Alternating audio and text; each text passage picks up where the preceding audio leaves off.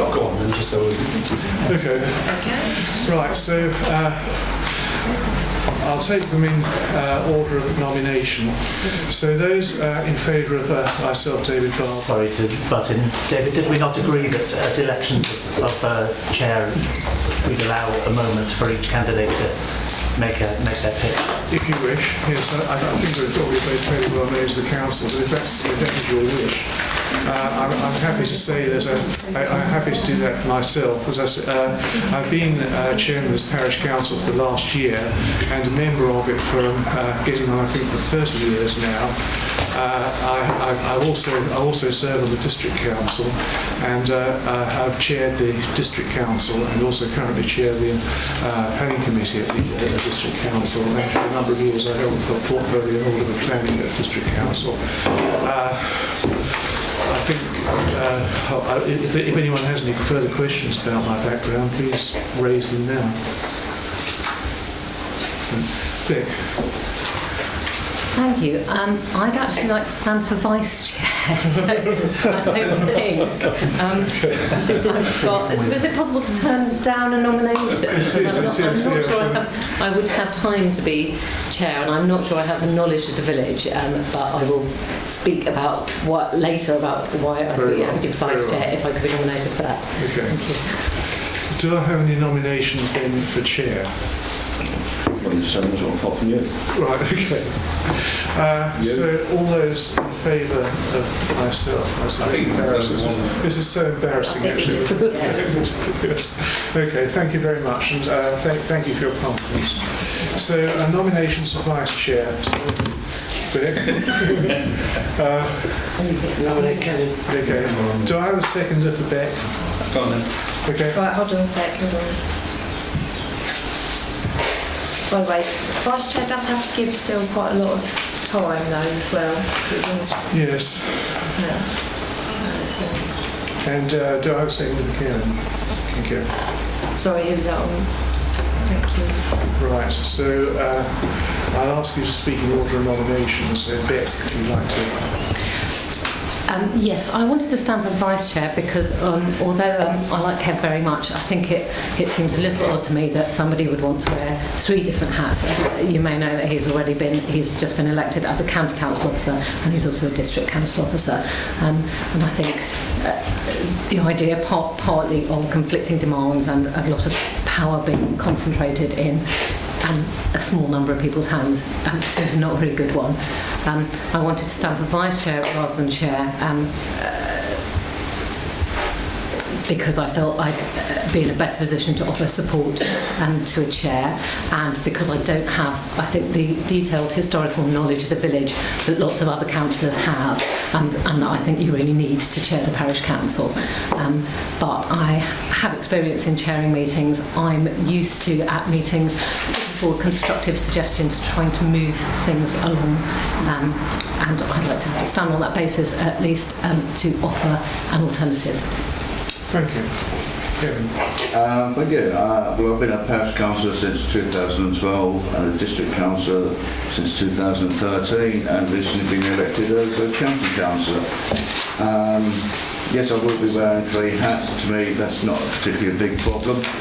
I am very aware of all the areas of the village. I also know exactly what's going on in the village, the infrastructure problems we have, the highway problems we have, the pothole problems we have, you name it, I probably know about it. I work very well with David. I have chaired meetings at parish, district, and because of the knowledge and because we make a good team, that's one of the reasons I'd like to stand, and because I think I can bring a lot of positive things to this village. Can I just ask a question, what you think about the potential conflict in the triple hatting to affect the third then? What potential conflict? I think Kevin just answered that, actually. When you were speaking. You think so? Oh, okay. Well, I'd stay quiet on that matter then. Right, so if there are no further questions for either candidate, I'll move to a vote. So in order of nomination, those in favour of Beck. 1, 2, 3, 5, And those in favour of Kevin? 1, 2, 3, 4, 5, 6, 7, 8, 14. It's a very good job we don't have to swap places. That would have been a bit tricky, wouldn't it? We've all climbed in the table, I think. Thank you for not putting that so the chair was casting.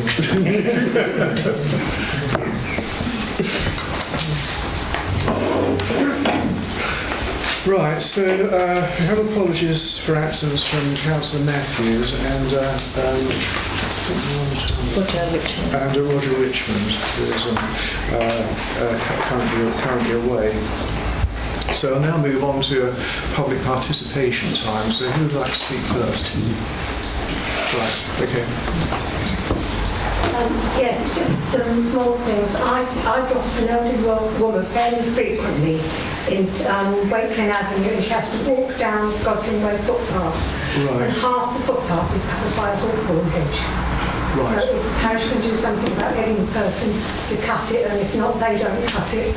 If the parish can deal with it, please. I mean, it's certainly possible for us to write to the owner. You don't have to know the house number, do you? It's number 50 Wakefield Avenue. Do Wakefield Avenue, right? Okay. And quite often it hides the sign of Gosling Way as well. I mean, in the first instance, we can certainly write to the householder, and if necessary, if it's a county footpath, we can involve the county council if the first letter receives no response. So if members are happy to agree with that course of action. Okay. Yes. Okay. Do we need to swap? No, that's what I'm not doing anyway. I mean, that's what normally what I do. I just wanted to sort of get these things to the parish council. It is, just to say something, it is helpful when residents in the village report things like that, because we don't necessarily know about it, and it's something I'm keen to. Yes. Spark not. And I mean, you don't need to wait to the parish council meeting. I'll just come in and say that. Just inform Clark either by letter, email, or personal contact. Yeah. And also, there's the safety issue for people walking on the footpath. Yeah. Okay. Are there any other speakers? Is now the right time to mention about the community room? You can do, yeah. Yes. Yeah. Yes. We've been using the community room to run some fitness boot camps. Right. through the Okay. winter. Yes. Yeah. You may have seen the email already, but basically, since the cricket season has started, we've now been told we're not allowed to use the community room anymore because we get in people's way. We've been told we weren't allowed to use the outdoor space at the ground at all, and we were asked to go and use Mill Lane instead, which isn't suitable because of the village isn't big enough. So we've run into lots of problems, but what we want to do is try and resolve it so that we can all work together and use the space together.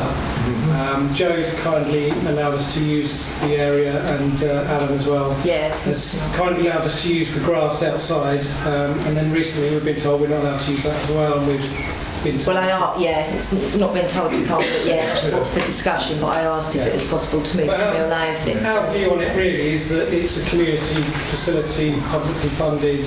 Yeah. We have just as much right to be in there as a paying customer. We're paying money to the council. And as it's a council-run facility and not a cricket club-run facility, we think the decision lies with you guys to say yes or no.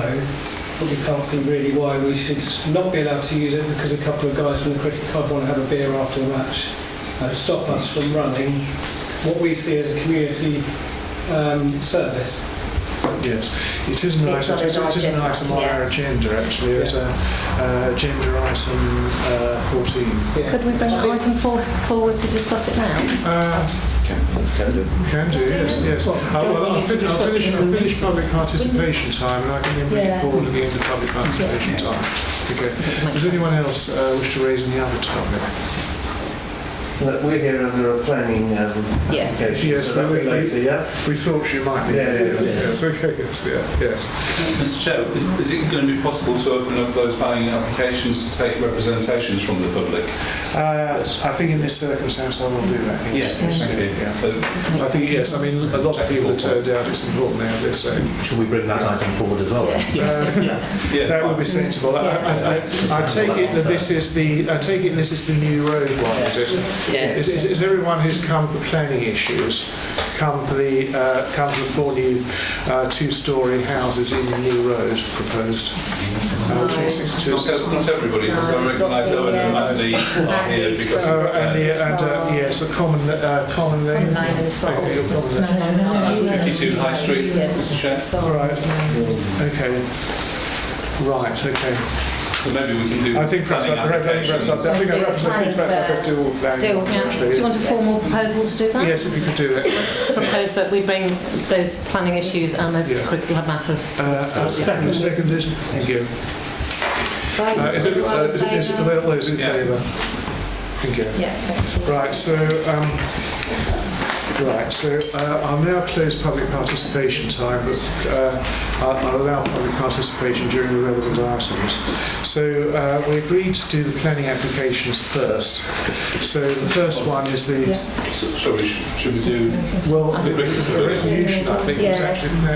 Was it before? I thought the resolution was actually to do the planning application.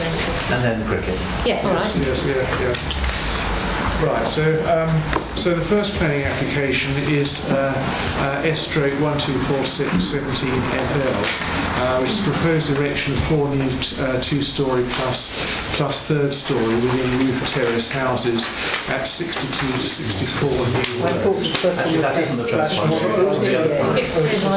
was Sorry.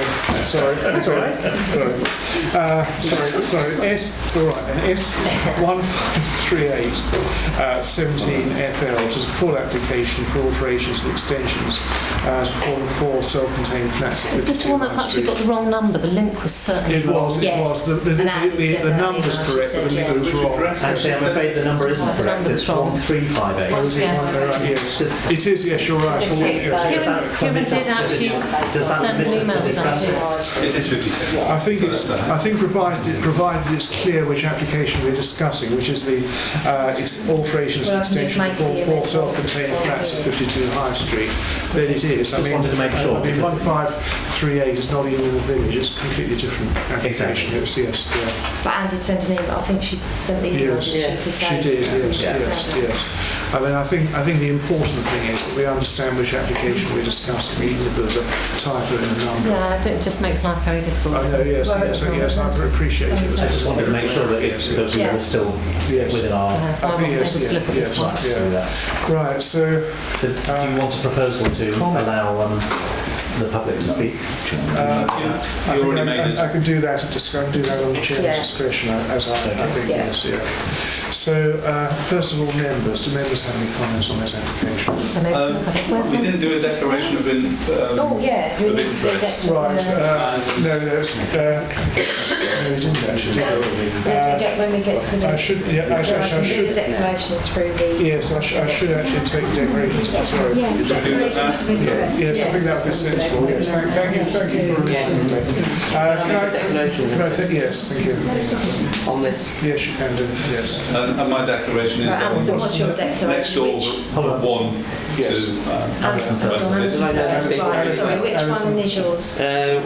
S135817FL. Right. And what was your interest, Alison? That I know these people really well. Okay. Yeah. Is that a prejudicial? It's a personal. Is it a prejudicial interest, do you think? No. 52 High Street. But I want to do Sorry, really. just in case. next door neighbour one. Does anyone else have any declarations of interest? I have declarations on item 241. 241. Because... Which pennies? Oh, is it? Right, yeah, thank you. Yes. Yeah. Anybody else? And I'll declare my usual non-prejudicial interest as being a member of a South Cambridgeshire Planning Committee and will not vote on this item. Same here. Right, so the alterations and extensions to form 4 self-contained flats at 52 High Street. Members first. Does anyone have any comments on this? Janet? Yes, I've got some comments. I mean, obviously, I'd like to hear what residents have to say. But the two things that struck me when I was looking at the application was one to do with street scene, because it's next to a Grade 2 building, and it's a shame, for example, that the window design isn't in keeping with the building next door. I think it could very easily be in keeping. So that was one comment I had. The other comment was about the size of the flats and whether they meet minimum standards. Okay. Tony, Tony and then Ron. Sorry, Tony Robertson. Got a list. Yes, okay. Right, okay, thanks. So Tony, Robert and then Devon. I was simply going to make the point, I think it'd be advisable to hear from the public first of all on this item. Right. And on any such planning application that they come along to say something about. Yes. Right. Robert. I was just saying my comment was simply going to be what have we heard from any neighbours about their opinions, but if they're already here. So can I inform that as my neighbour who's next door came to ask me about it, and we looked particularly about the flat above the store shed that is this smallest of the proposed developments, which would overlook straight into my neighbour's garden, which is so. That's the little shed where the sort of bedsit type planning is applied for, and as we see here, so this is a conservatory at the back of here, open, and the proposed windows overlook straight into the neighbour's garden, which is obviously clearly unhappy about. I'd like to say that she did actually raise the same thing with me as well. She comes in and exactly the same argument. I want to raise one point, which is the case for, that I think that actually having some cheap flats that are adjacent to high street businesses is really useful. One reason that we lost Chewy's, because I spoke to the owner and before she gave up and moved away, was that she couldn't afford to buy anywhere in Sawston to live, and she had a 60-mile each way commute to actually run that sweet shop, so she was doing a daily commute of 120 miles, and obviously she couldn't possibly make enough money from a sweet shop to pay for that and to pay for the cost. So I think this kind of accommodation is quite necessary, especially to keep high street businesses alive, especially if we want small and interesting businesses and not rows of building societies. Right, I'll now bring in members of the public. So, does any member of the public wish to speak on this item? Yes, sir. Do you want to stand up? No. There's a tree that, because you're the second house here or bungalow in, there's a tree that takes out all of the overlooking on that particular corner. If you stand on that roof and look across, you can't see into the gardens. You could now, because at the moment there's a big patio door looking across. You can look into yours and the next one. Yeah, it's not a problem for me, Owen, because I've got brick walls. You've got brick walls all up, but that's an extension you put up. But there shouldn't be a problem with the lady there unless she cuts her tree down. And that tree's right on the corner, taking all the windows. It's just basically put there for the light. Is this in the conservation area? No, it isn't actually. It's a very the boundary of the conservation area is quite strange because it comes down here. So that is in the conservation area, and it just excises this corner and then runs down along there. Great. I was going to say, if she worked in this conservation area, she wouldn't be able to cut down any tree. No, but that garden might be in the conservation area. It might actually. But presumably nobody's going to want to cut down a tree if it's giving them privacy anyway. And it sounds as though Brian's found ways of keeping privacy with different fences and walls anyway in another adjacent property. So it doesn't sound like a insuperable problem.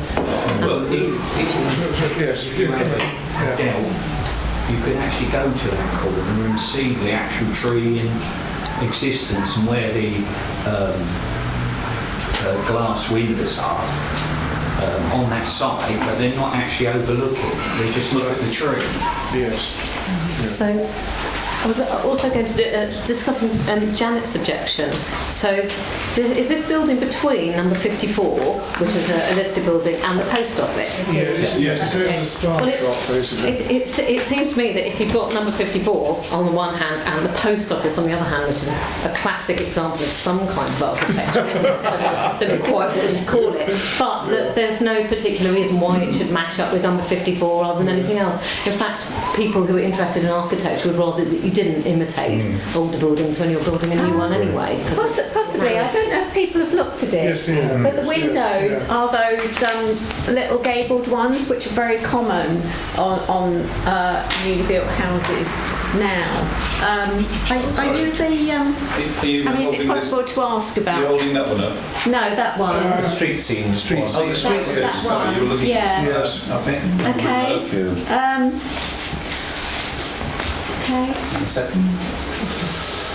I don't think there's any great uniformity in that in the high street. Yeah. This one. That's one, yes. Okay. Yes, yeah. But that's, I mean, maybe it's just a personal view from my point of view, but I mean, I would have preferred. I mean, those sort of gable type windows stick out. They're quite prominent, aren't they? And so. Well, yeah, they're just a dormer window, isn't it? Dormer window. They're prominent in a drawing because they're in colour and nothing else. Yeah, I mean, they are actually, sorry to interrupt you, but they are actually standing out rather because you've got the blue and red on them. Yeah. You've got to remember if we used them, the tiles would be into the roof and they wouldn't be showing quite so much. And also Adrian Pools up further, you've got the planning permission they gave with the flats in Adrian Pools, which is far larger. And also the other thing is, thank you for speaking about the need for work premises. There's a lot of people that have to come to Sawston and travel a long way. I mean, in our shop alone, below, we've got a number of people that have to travel, and therefore they have to park their car somewhere, and they could be quite easily living above, walk to work, and we wouldn't have any problem at all. So that was my view in trying to divide a very large flat into smaller accommodation for people that could afford it and don't need to have outside space. And hopefully then we'll have the facility for walking, using bikes instead of cars, taking away from the environment, and therefore in encouraging people now to take smaller premises along this high street. Thank you. My feeling, for what it's worth, is that it's not a particularly beautiful building at the moment by any means, and so and particularly at the back. And I think that actually both the proposed elevations will improve the street, or certainly not detract on the high street, and improve the street scene at the back. And just to resolve the conservation. Sorry, if you could go back. Just to resolve the conservation area issue. Boundary of the conservation area is just down that little crack. I suppose somebody's reserving the right to demolish the whole of Spa and the post office at some future date.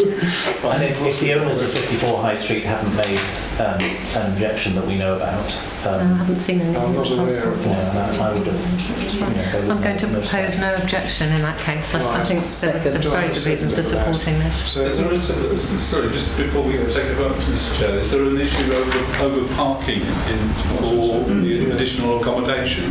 Because normally there needs to be parking and private provided with accommodation.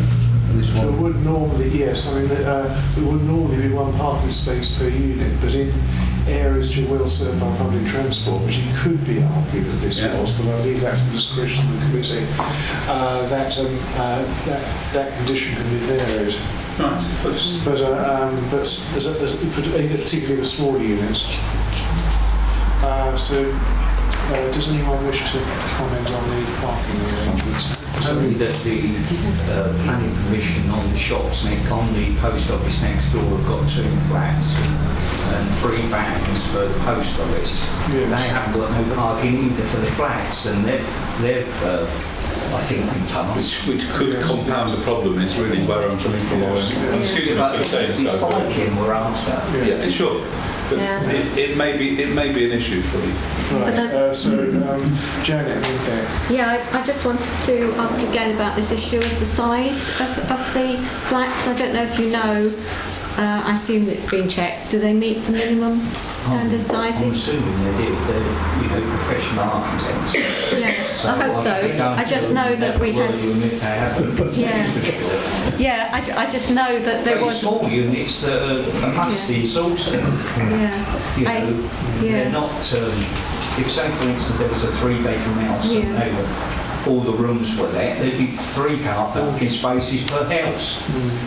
So this way we've provided bikes, and we're hoping, because it's in the middle of the high street, people are going to walk to the bus stops and the shops.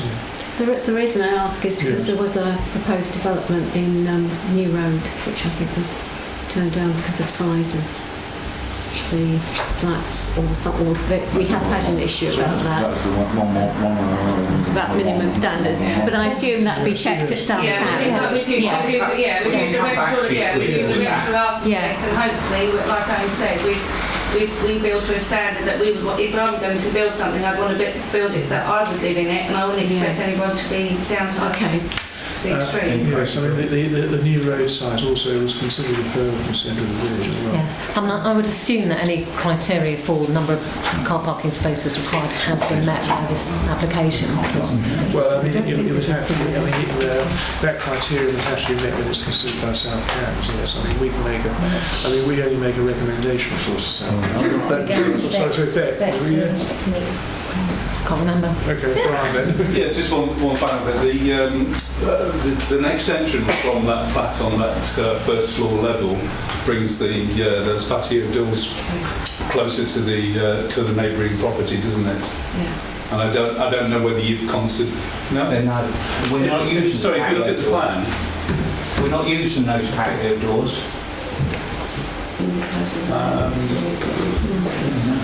Proposed plan. In any case, I don't think they would overlook the garden at number 54 because I think number 54's got a back extension. There's a wall along that boundary. And again, I think if the occupants of number 54 object, I'm sure they would be writing to I was thinking South more. Cambs or to us. Sorry, like I was thinking more because the current line is here, isn't it? Correct. And you're going to bring them forward. Yes. And I just wondered whether you'd done any sort of proximity checking for the neighbour next door again that isn't shown on here. Well, because they come forward, you wouldn't be able to see, and along the end boundary, on the gable end, there's a wall across there, so you can't see above it. I mean, yes, you mean the adjacent bungalow? Yeah, well, the two flats at low level, where you just... Yeah, sure, that's not an issue. Yeah. That's understood. I mean, just that first floor level. If it's any help, standard for overlooking, that's direct overlooking, which it isn't because it's at an angle, is 25 metres, and that's window to window. So that may be an issue. Yeah. It's worth checking. Yes, okay. Right. That's why. Sorry. Let's go. That's why this particular flat, this side next to the post office, is cut on the 45-degree angle. That one we're talking about. Yeah. Okay. Yeah. Right, so if there are no further comments, I'll move to a vote now. We have a proposal and a second of an objection, so all those in favour of the objection, please indicate now. 1, 2, 3, 4, 5, 6, 7, 8. Those who wish to oppose that recommendation, please indicate. Okay. And those abstaining. And 2 no votes. 3 no votes, sorry.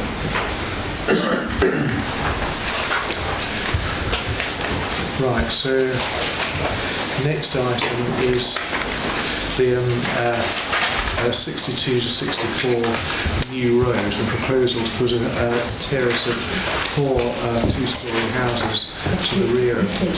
Sorry? 64 to 66. Sorry. 62 to 66, yeah.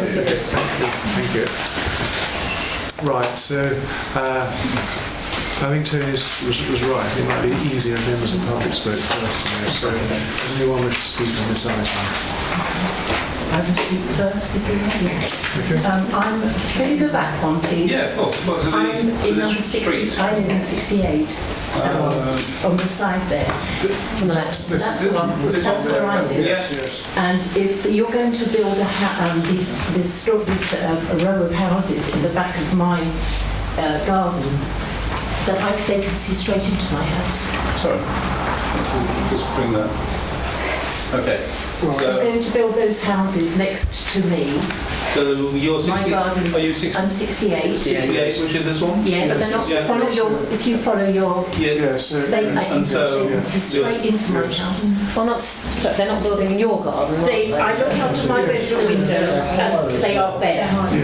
Because the gardens are all on a slant. They're not straight. The gardens aren't straight. They're all on an angle. So that house is going to be straight into my house. Plus the fact they're on slightly higher ground, the ground goes up slightly, and they're going to be well above us. They're going to have a bedroom in the roof as well. So they're literally going to be looking straight over into the gardens, straight over into my garden, and number 6 and 60 as well, where Lucy is. So we're which one are you? so one next to number 4, next to house number 4. So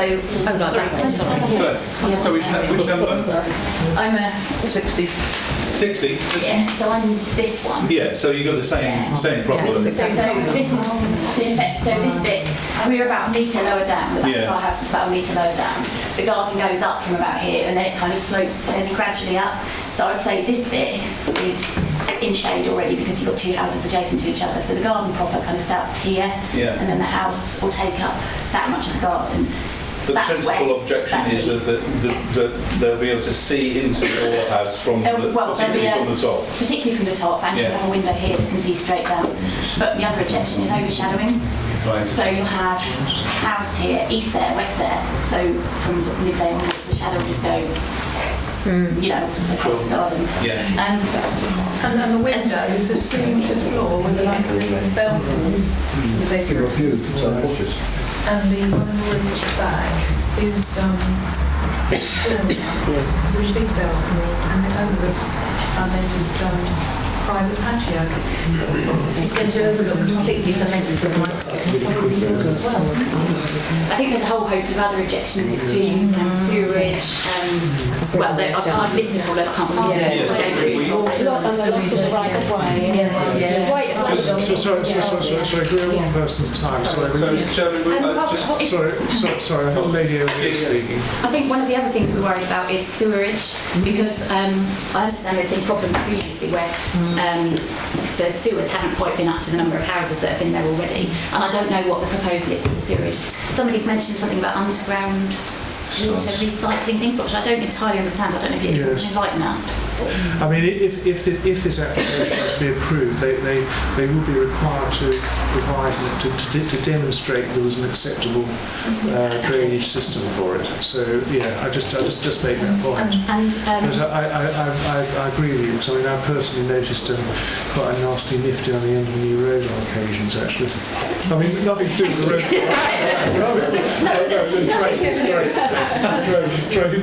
Sorry about that.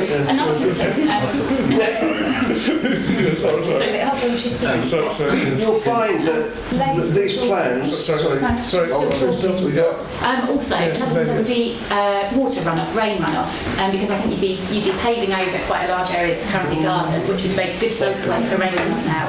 So when you've taken that away, where's the water going to go? It's going to go down. There is a requirement for people to use sustainable urban drainage systems. Yes. But it still will be a paved road. According to the application. But they were talking of putting this water off rooftops or wherever into the sewer. Rather than yes, I mean that would not be a sustainable. I don't know how deep the sewers are either. If you've got a paved road up there, the sewerage system was put in about 1953 or 6 when the extensions were put onto those buildings. It slopes the whole property from where we're number 58, and the road slopes down. By our house, the sewer is about 15 inches. It has a job to be 400 below the ground. Okay, it's salt glaze pipe. It's 6 inch. It was built originally to deal with the houses in the street that had one loo. So subsequently, the fall is enough at the moment, but it does back up. the worry is that it won't. It's not sustainable if you put more in.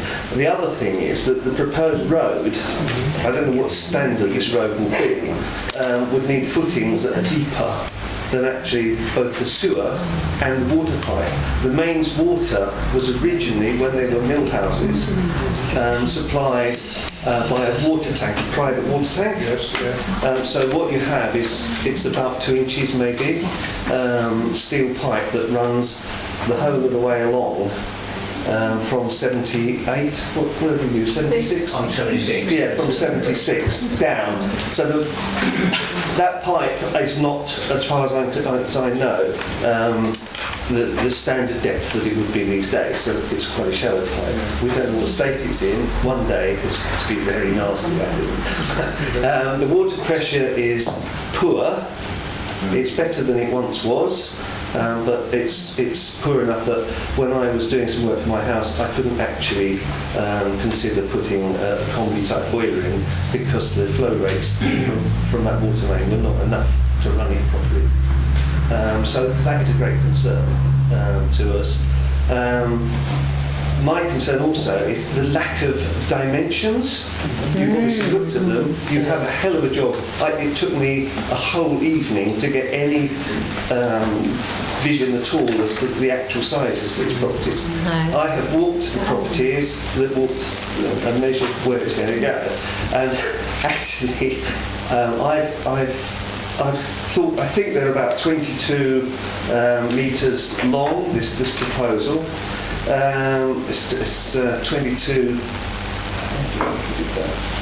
It's 22.6, I think, metres, the whole of the 4 houses. I actually can't see how it fits in. The plot is angled. None of the boundaries are square. Basically, these were mill houses, and when Spicer's decided to sell them, having taken the company from 2 goods, somebody took a rule and went so that they could sell them to their sitting tenants. That's how it works. So you have a strange anomaly. But that plot does taper, and there's nowhere on there that tells you how far in from either end that these buildings are going to be. There is, if you look, a sign of a gate which is between the number 4 plot and number 60, which says it's a 900 wide gate. So that, I'm assuming that they think they've got 900, which is not very big. It's about 3 foot 900, whether in metric or. So basically, you're going to have, against number 60's garden, you're going to have 30 odd foot of house, which is 8 metres high, this much from the boundary. What we get quite a lot of shading of the houses and the gardens. You have a westerly, the west light, if you like, will be coming straight across that. So you'll have this immense gable end. I know my neighbour here spent several £1,000s last year building a patio down at the bottom of the garden because it's one place that you actually can sit. Raise that, I thought it was irrelevant. I know. It is irrelevant. It is irrelevant. It's not part of the building spec, I know. But, you know, we have to live there. So to us, it is relevant. Okay, right. So, yes. I was just going to confirm what Keith was saying about the sewerage. I live the other end. Well, yes, 76. Yeah. And the fall is atrocious. Excuse me. On occasions, it comes up to almost the top of my manhole. Yes. Okay. Right. The other thing is the access, which is on it's somewhat ambiguous on there. What all it means is that our properties run right to the college playing field fence, and we have to make sure that 10 feet of that is available for anybody living past wherever it is you live. It's not a road, as it was once written in in one of the plans that we saw for another development. It is just an access, a personal access across our property. It is a mud road. And on their plans on there, it seems like they're going to fence it all off. And I don't know who would. I mean, if that's a private road, they there will be legal objections. So they wouldn't be able to. The parking.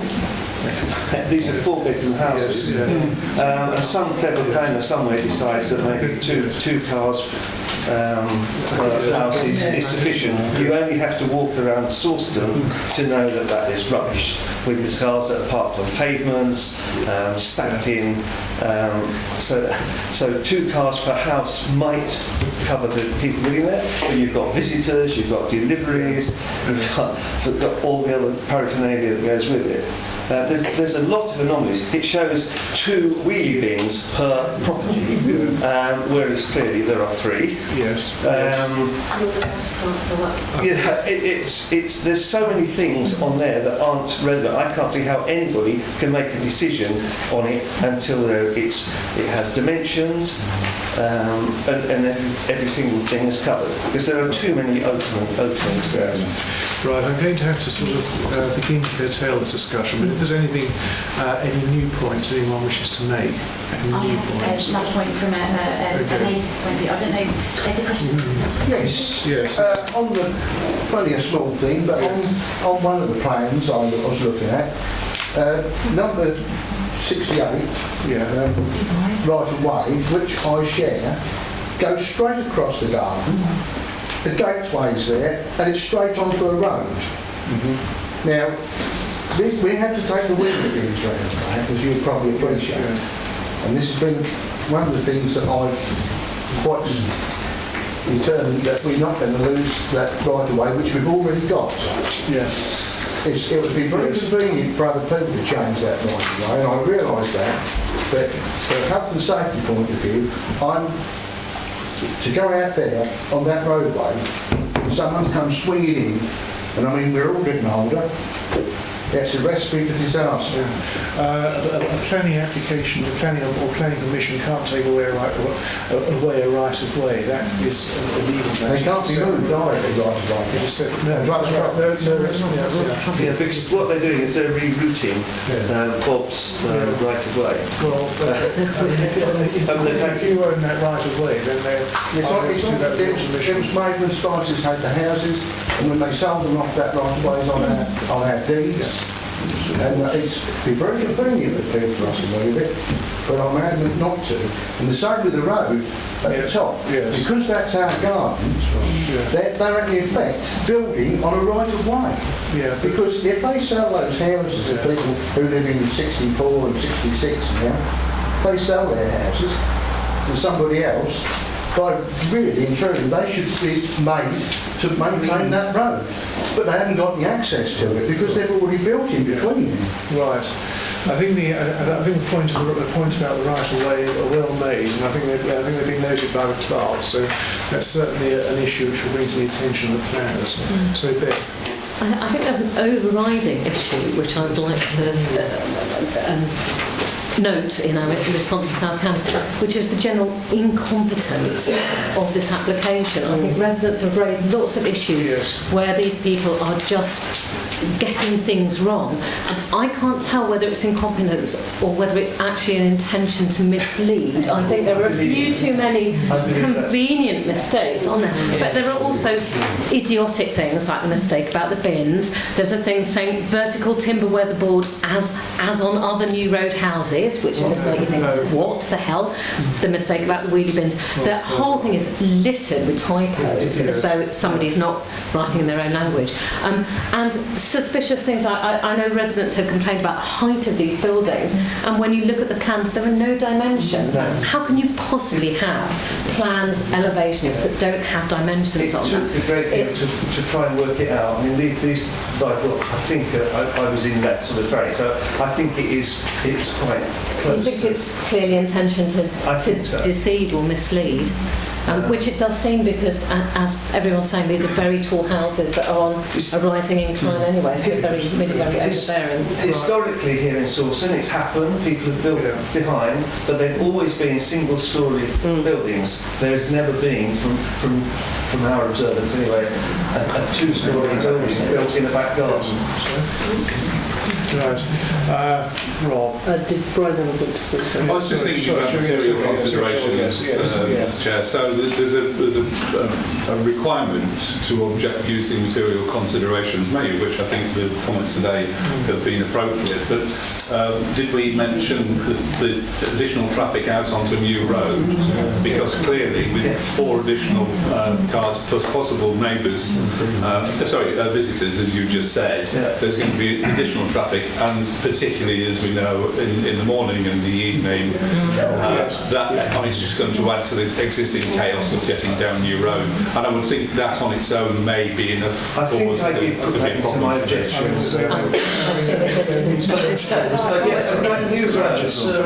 All of those, all of the estate that's opposite the ex-councils, that is just a through road. It's the preferred route for the police, I don't know why. The buses in the mornings, the parking on this end. Sorry, I think the point about the traffic has been made actually, so thank you for that. So I'm now bringing Janet. Well, I just wanted to propose that we've got so many reasons to object. Can we please oppose this? Can I just say something before we get to that? Yeah, I mean, I was going to say that, though I was just going to look at what the council can do. There's 2 things as far as I can see. One is to object and say ways in which the objections might be mitigated. The other thing is to recommend refusal because of adverse effects. And I actually think there's too many queries and too many, major adverse impacts, which are the issue of the services, the loss of the right of way, and the road and the infrastructure. Right. So, and I also think there isn't any particular public interest in only being 4 new houses in terms of what's required. So I agree with that. So I'm now moving to the vote. We've had a recommendation that we object to this, and a second, I think Nick actually seconded it. So all those. What can I say? Could it not be recommend refusal? That's what I said. Object. I think we should actually recommend refusal. Yes, recommend refusal. Yes, but I mean that's what it is. Okay, so those in favour of recommending refusal, please indicate now. It's the same as not supporting. That's unanimous, apart from the 2 million votes, which I'll explain before. Right. You're very welcome to stay, members of public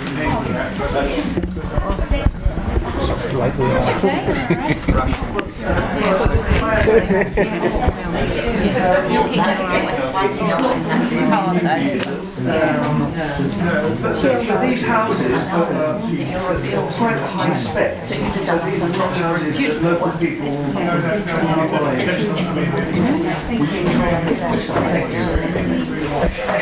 Thank you very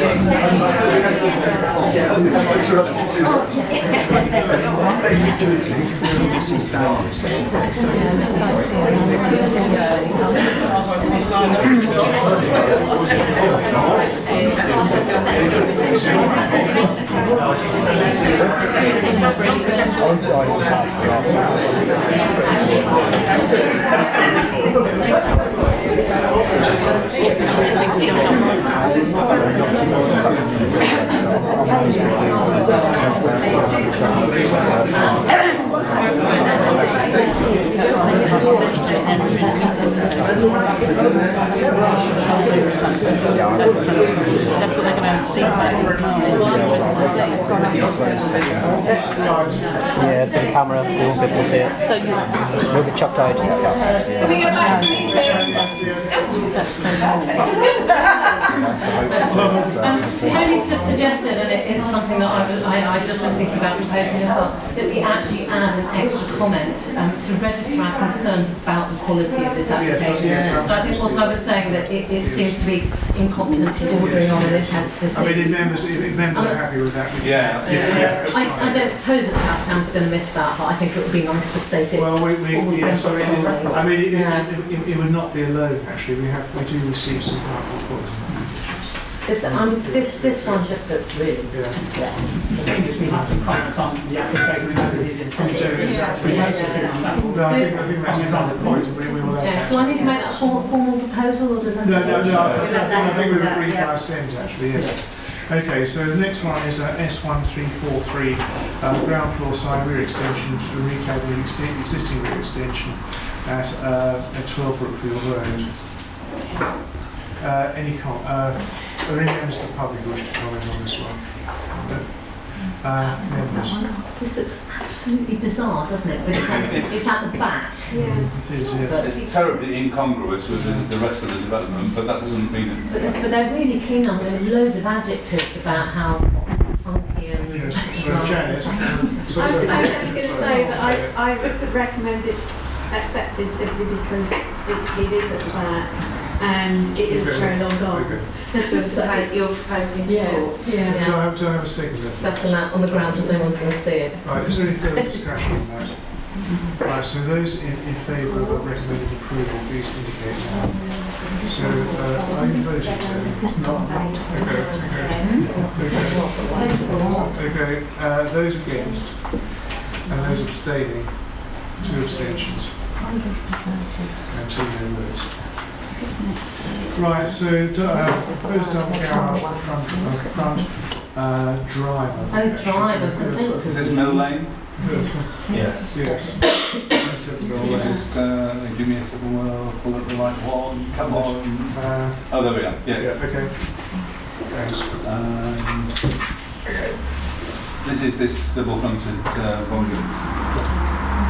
The one that puts the garage in the front of their yard.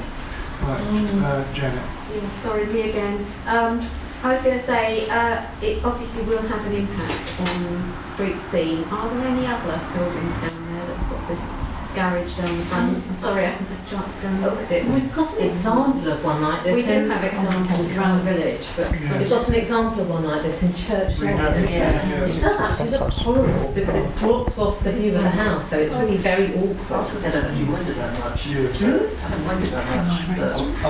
I think now planting is growing up round this because Brian. I think it would look totally incongruous, quite frankly, but whether that's material consideration.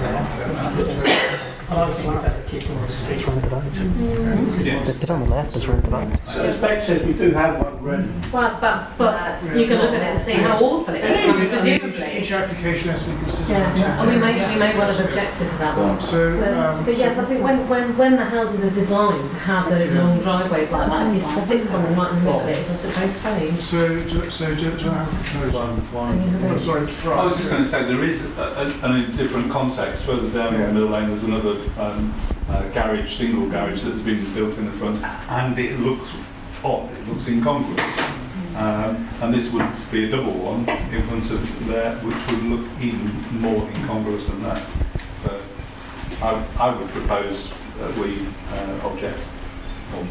And I think probably the only reason we give is that it affects the street scene and changes the character of the whole road.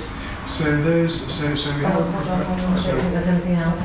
So we have a proposed second of recommendation for refusal. All those in favour of recommending refusal. 1, 2, 3, 4, 5, 6, 7. Those against. 2. Those abstaining. 2. And 2 no votes. Just say, David, I think refusal is a misnomer. What we're doing is not supporting it. We don't have the power to refuse an application. No, we're not refusing using it, we recommend it. In my wording, I was quite careful because all our decisions are recommendations. Indeed, but we've always previously said that we support or don't support, which is perfectly fine. What we do. Worth checking that wording. Looked at it yesterday. Right, so 1519, which is a full application for a proposed single-storey and two-storey rear extension. Do we have any more details about that? Yeah. Right on the link, you see it. Sorry, I missed it. Is this Paddock Way? Six Paddock Way. Oh, yes, six Paddock Way. Yeah. Number 6. This is what it looks like. Yes, yeah.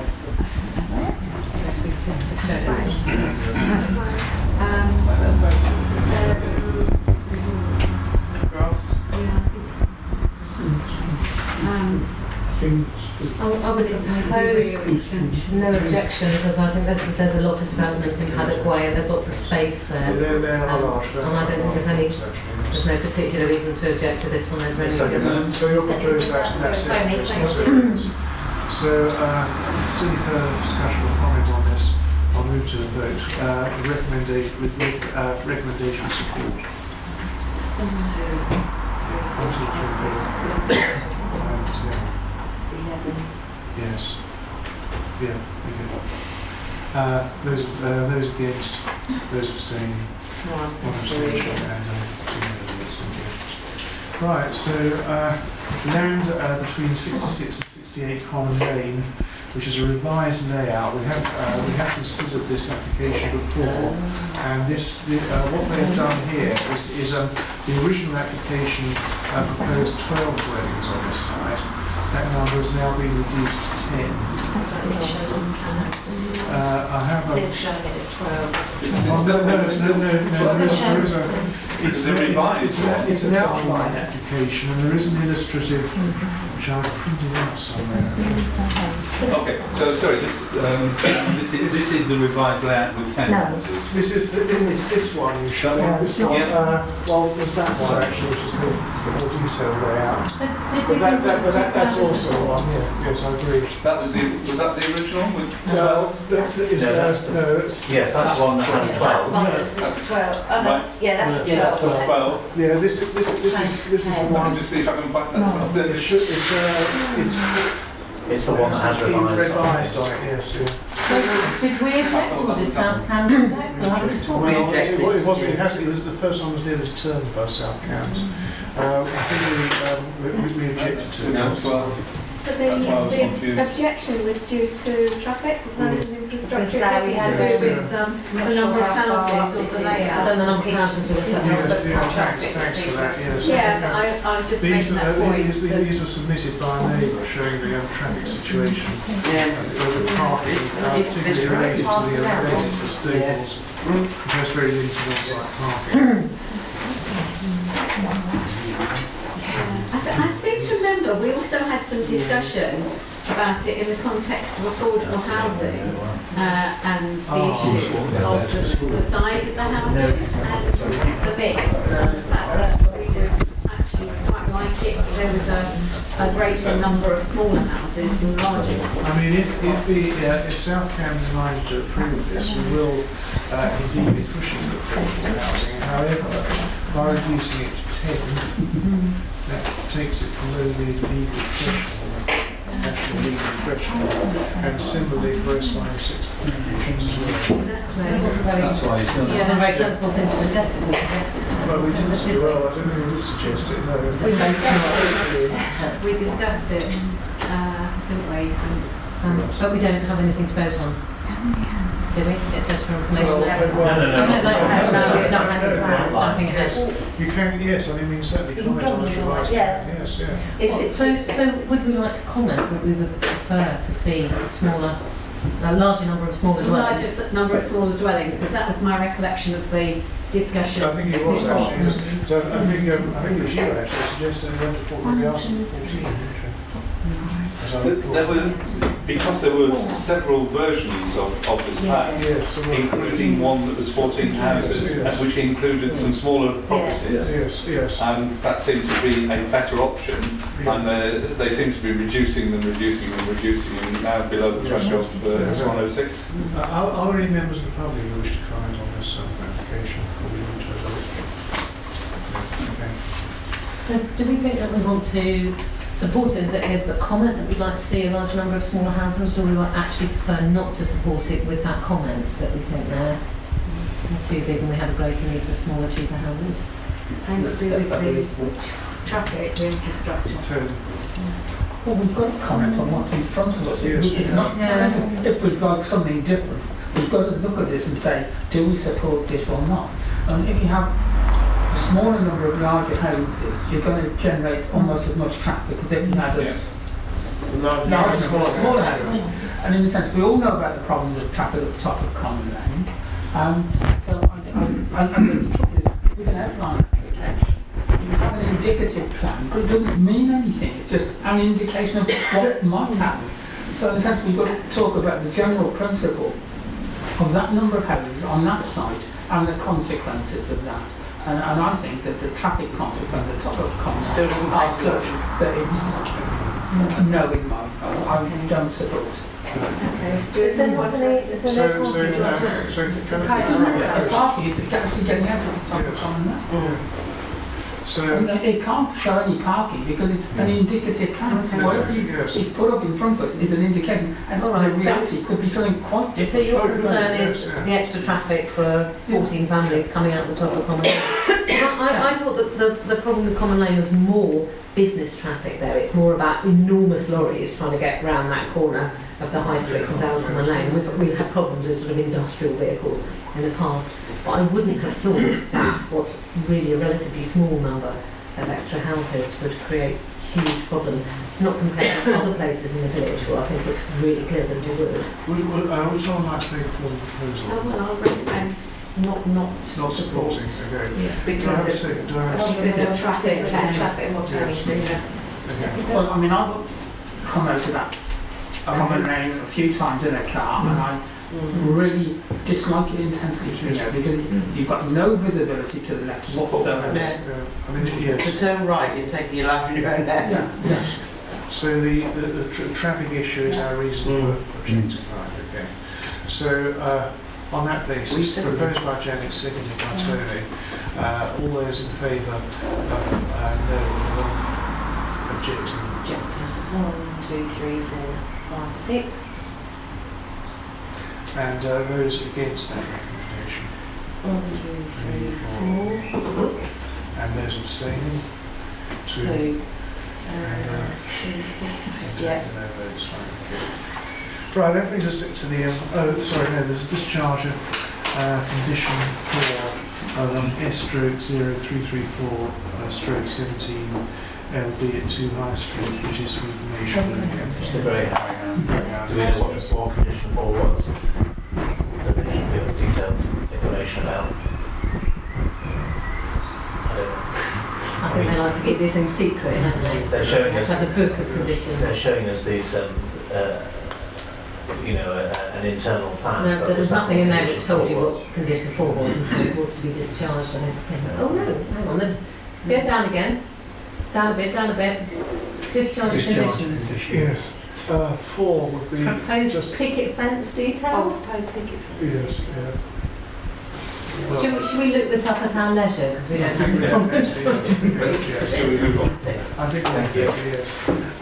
So the next item we were going to deal with was the issue of the use of the agenda item 14 was quickly arranged as far as possible. And members would see the correspondence related to that. So we have an exercise class that use spices 3 times a week, 3 evenings. It's worked well during the football season and that, but now the cricket season started, it seems to clash a bit with the amount that's going on the spices. Can I ask what paper's attached? Because I haven't Yes, seen it we're in a it in the different- previous ones. We're not papers attached, we're an email from user attached. We're on I haven't seen an email from user either. No, we You have, it's the everyone one had that it, says yeah. these spices. It's this one. It's a- It's the one that we had before. To do with motive action. What's that one? Sorry.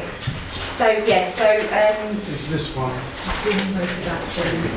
Now cricket season's in full swing. We've got quite a few county games up there. You can't tell how long a county game is going to run for because obviously cricket isn't an hour's game. So, and then after they do use spices, because the bar is there, obviously how they make their income. Like I say, we have accommodated the group, but it is now becoming a problem with the use of the pavilion because obviously cricket are in there, these go on the Thursday as well, they're using just the ground, but they're using right at the back of the ground near the football, the goal enclosures. But again, we've got junior cricket up there, and again, that's taking time, and obviously parents want to go up and watch their children, the juniors, which then has an ongoing effect for the lady that wants to use the grounds and that. So yeah, so I did ask if she could just use Mill Lane for the cricket season, but the pavilion isn't big enough, so Spices is slightly larger, so if she wants to use the pavilion, it's not big enough, but the external ground, the grounds at Mill Lane are ideal because there's parking, obviously it's outside, no one's using it, and even during football season, you know, there's enough room up there. It's just the use on Spices at the moment, and obviously the quality of the ground. We've also got to take into consideration now the Bowls Club up there, and also the community hub, which is supposed to be starting. It's starting this month. I mean, that's all going to be fenced off, but there's going to be a lot of usage on that ground. So it's just basically bringing to you: do we still allow it at Spices, or do we move to Mill Lane? Cricket do also have. I mean, cricket were good at the beginning. You know, they said, yeah, no, that's fine. But now it's a slight issue, obviously, with Thursday night because the juniors are up there with, you know, other people using the grounds. So. Just point of information. Yes. Is the issue the fact that you've got multiple bookings effectively for the same property, and the cricket people want to use the bar for refreshments after they played, but actually it's being used by the exercise class, but they booked and paid but for it. Cricket and the pavilion was built with the foundation and cricket and football to put donations in that. I mean, it is. It's always been said that they do take priority, which the lady understands. That's fine, and we'll have to try to juggle it about. But then you can't judge how long a cricket game's going to go on. But the problem arises. I'm just trying to check that I've got the story right. Maybe you can confirm if I've got the story right. It's when at the end of cricket matches, the cricketers want to come here and use the bar, but it's being used by the exercise class. Is that? Yeah, basically we've been using it since November as a start-up business servicing local community. So there was no problem. We paid our way. We were using it once a week to start with, then we moved it to twice a week because we were getting busier. And then we asked if we could do a third night of the week, which we understood there was cricket on the Thursday. So we spoke to Alan Paul, and said, why don't we use an area outside, which we've now worked out. Having been told originally that we weren't allowed to use the outside at all, because we would damage the cricket pitch or the outfield or the football pitch or whatever area we were using, we then arrived and found there was a double booking when they had a medium night on, so we did use the outside, and we spoke to the cricket team who were there, and they said absolutely no problem, you're welcome to come and use the grounds with us. So we went outside and allowed the medium night to go ahead. That's when we had the conversation with Alan, and Alan gave us the space at the back where the Bowls Club park their cars, and all the way up to where the football goals are kept. That space is all available. So we've jumped through all the hoops we need to jump through, and then to last week there was a Dutch national team playing, and my partner Angela, who runs the club, she turned up at 6:30 as normal, and there were 3 people in the bar. Cricket finished, everybody had gone. 3 people in the bar. One guy, we don't know, I don't know who they were. One guy said, "Come on lads, we need to go, this lady's setting up." And somebody else said, "No, come on, let's have another pint." And the two of them sat there until literally 6:30, when all of our members had arrived to start. And then they left the room. The very next morning we received an email saying that from Joe saying that somebody had complained to Alan that we were in the way, and the chairman and vice chairman of the recreation, which I believe is Mr. Cuffley, Yeah, I basically asked if we could had immediately just said, till tonight. "Okay, we can't use spices at all." Well, it was a case of me asking you to move to Mill Lane, to use Mill Lane, so you could still run your, do it until we obviously have this discussion tonight. So it wasn't. So we've explained in several emails that we have members who are elderly and members who are disabled. So when the weather's poor, we need that inside facility to be able to use it. So we put a proposal forward in the email to say, if there's cricket on and we arrive, then we're happy to use the space at the back. If the weather's bad, unfortunately we'll have to explain to our elderly members that don't want to be rolling around in the rain that they won't be able to take part. And we're quite happy to work on that flexible basis. We ran a session last night. There was junior cricket on, there was the bowls club were on, and we used the space at the back of the ground. Everybody was happy, there were no problems. So we don't want to cause a fuss, we just want everybody to be able to work together, and we're quite happy to be flexible in that. Super. Does just sound like a few members of the cricket club not being very It's absolutely that. We've spoken to lots of people who have arrived, and whether they've been in the nets or whether they've been training, or there was a guy stocking the bar once, all completely accommodating. We've all got on very well and helped each other and moved around if we need to. It just seems to be schedules, is it? It's just a few people who. Well, it will depend on these county games as well, because they'll get more popular. I mean, how long? You can't tell how long. You don't know how long the games things are on. So my view is I don't want them to all be up there and then for Angela to turn up and not be able to use the room. Yeah. I think if we know when those games are, we can prepare our people and say we may be outside tonight if the game's not finished. I'm a cricket fan myself, I follow cricket, so I know that we shouldn't be in the bowler's line of sight, and those kind of things. So we're quite happy to be accommodating and flexible and be where we need to be. But what we can't do is keep moving around different venues, because our business, everybody comes through Facebook pretty much. So if on a Wednesday night we go, oh actually we can't use Spices, we're going to have to go somewhere else, people are going to turn up at Spices and they're not going to know where we are, and it's damaging to our business. I'll just say that it sounds like Mode of Action, that's the name of you've tried to do everything you can to be accommodating, which is absolutely fantastic. But what we probably need to do is just talk to the cricket club and yourselves in the same place, just to make sure that something is put in writing, because we can't make any decisions here without consulting the cricket club, I believe. So it would probably be a good idea to get everyone together in the same room and just make sure everyone knows what's going on. I think we need a fairly urgent resolution to this problem, because they need an answer right away. Yeah, was also to say, Mr. Chairman, that with, as you say, your start time starts in November, if we say to yourselves that no, the cricket club are here now, that's not sending a very positive message to the rest of the village who may in future want to use village facilities.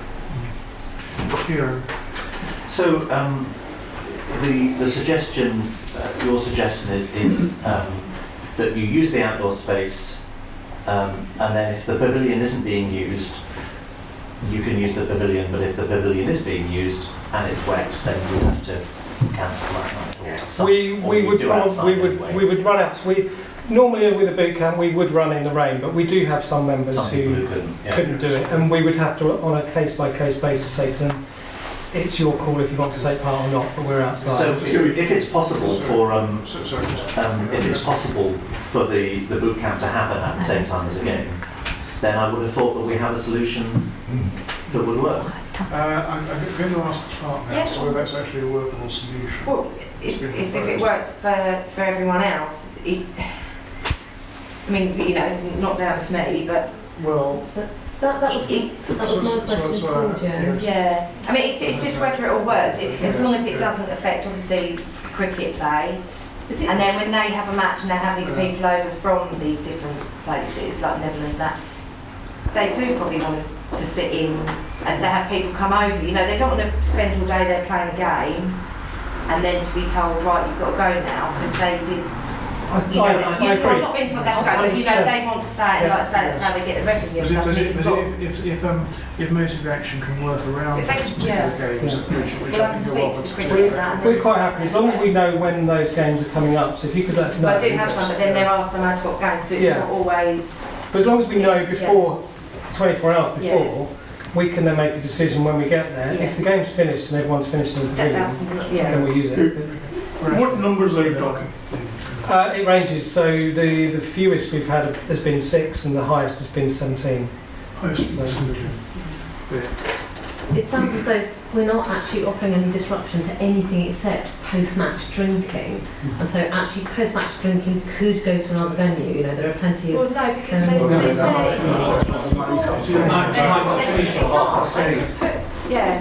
that's the, you know, that. That's what it's there for, isn't it? I think there is I mean, actually a legal aspect, I think, which the clerk alluded to earlier, and that is that in the agreement which we have to sign and accept the Cricket Football Association and the Cricket Association is that sports activities would have priority. Yes, but I think the point I'm making is that this isn't a sports activity, it's post-match drinking. Which, you know, I agree is an important part of it. Sorry, can we have one please? Yeah, sorry. So, well, I'm just thinking, just to keep coming back to this suggestion here.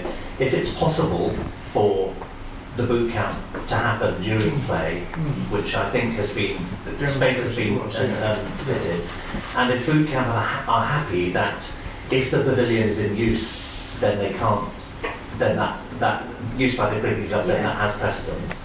Then I would have thought that we could go ahead on that basis and allow boot camp to happen outside at Spices all the way through the cricket season, and then they can use the pavilion. I think it's a case of doing it and seeing how it. I think it has worked. Yeah. We've run a couple of sessions, and as I say, everybody we've encountered who's actually playing cricket has been more than accommodating. I think we actually have a solution here. So, if you need a proposal, I'm happy to make that. To have a proposal. A second.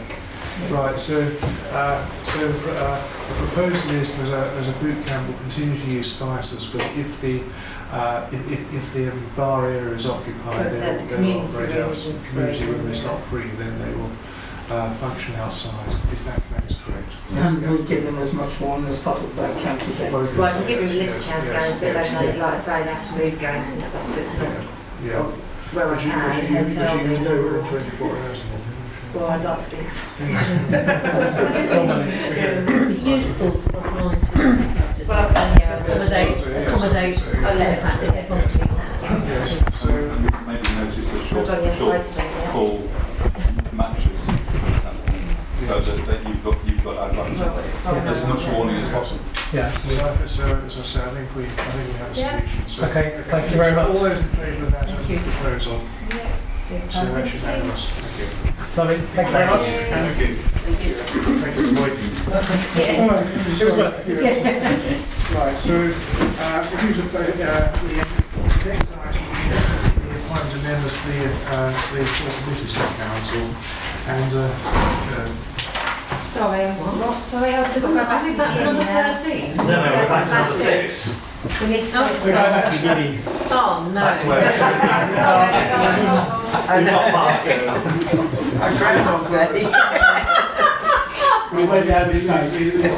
these are not meeting long closed. answers. Right, so committee preferences, shall I just go through each committee and who's on them then? So cemetery is David, Kieran, Kevin, Tony, Mike Mallows, Neil Reed, Roger and Alison. Finance is David, Kieran, Kevin, Colin, Beck, Janet, Brian, Rajni, that's them ones. Planning is David, Tony, Belle, Rob, Beck, Janet, Ray, Brian, Rajni, Neil and Roger. And recreation is David, Kevin, Colin, Beck, Mike, Janet, Rajni, Neil and Roger. I'll email them all out anyway. Yes, that would be helpful, thank you. Right, so we move on now to the minutes of the Sawston Parish Council meeting, which is the one held on the 11th of April. As usual, I'll go through by number. So page 125, which is the first page, paragraph 232, 233, 234, 235 and 236 over the page. 237, 238. Did we ever get an answer to that question? I did ask the question. It was in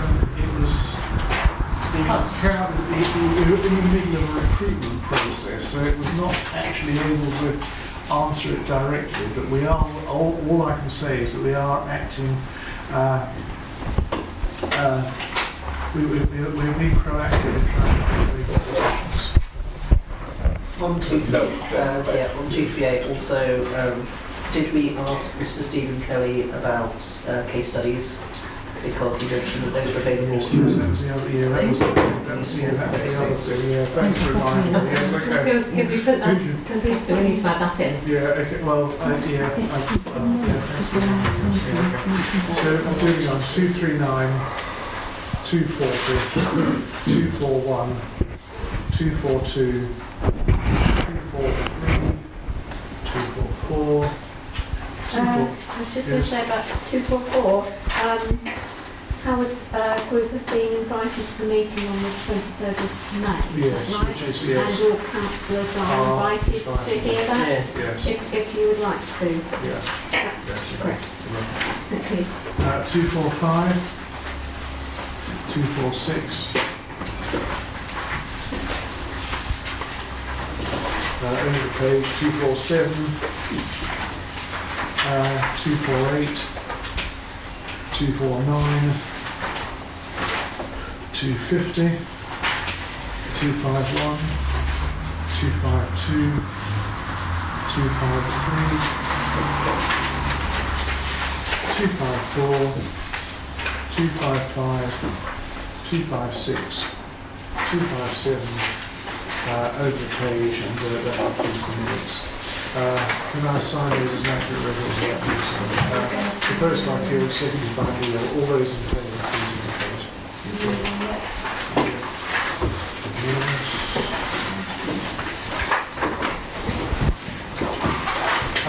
So, report of planning environment committee held on the 25th of April. Again, go through by number. Page 1. Yes. 2, yes. I seconded a proposal on page 2, so I don't think I've had an absent. Can we?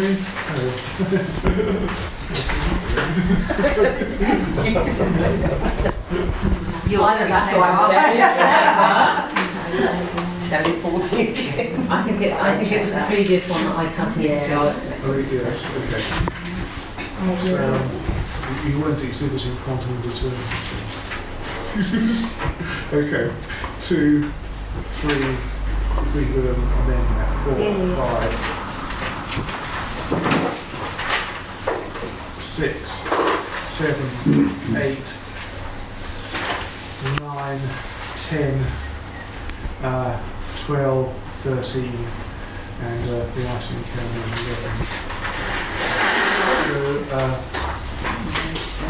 so we're unhappy with and they're done similar, so all there, and all those in favour. Recreation open spaces held on the held on the 18th of April. Again by number, page 1, 2, 3, 4, 5, over the page.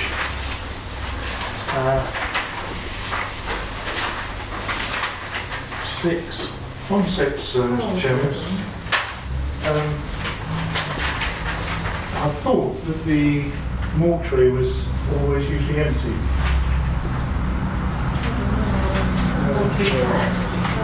For storage of chairs. Well, this is extra chairs to use in the community room. Yes. And it'd be a huge faff to go all the way around to the mortuary shed. Situation.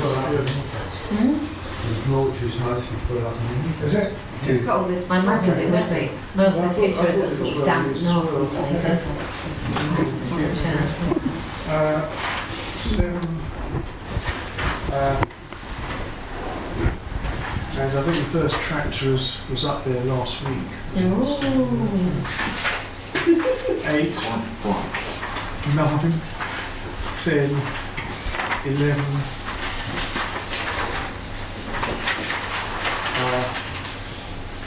Oh, 11. Yes. Ian Reeves, sorry, at a fake meeting we had last night, said that drain cover is still broken. Yeah, I'm on it. Something with it. They sent me an email, but I've not had access for a week, so it's quite dangerous. He said when there were people around there, he actually stood over it, stopping them from falling down it. it's in hand. Do we need to do something temporary on it? Well, hopefully they're coming out tomorrow, but I think it's covering the cesspit, which is the issue. So. I should do a cone on it. Right, over page 12 and 13. So, my proposal for acceptance 1, proposed by Neil, seconded by Rob. All those in favour?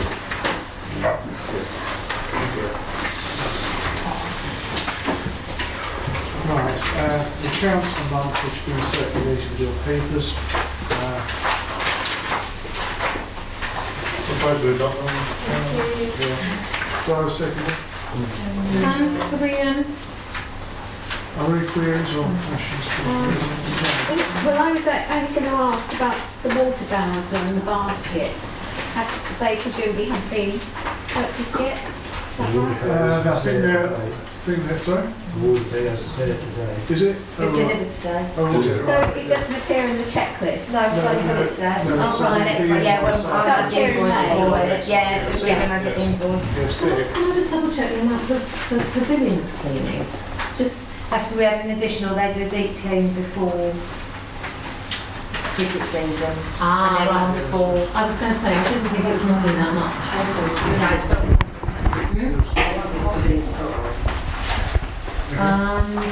Possibly. I think it's only one now, but pick the word, isn't it? Yeah. So, Right, so- are there any further queries? Right, so I have a proposer and a seconder, Neil and Janet from... Sorry, I've got Tony and Neil that accepted them. Right, okay, sorry. Yes, Sorry. okay. So those in favour of acceptance, favour to these items. What are you doing? Thank you.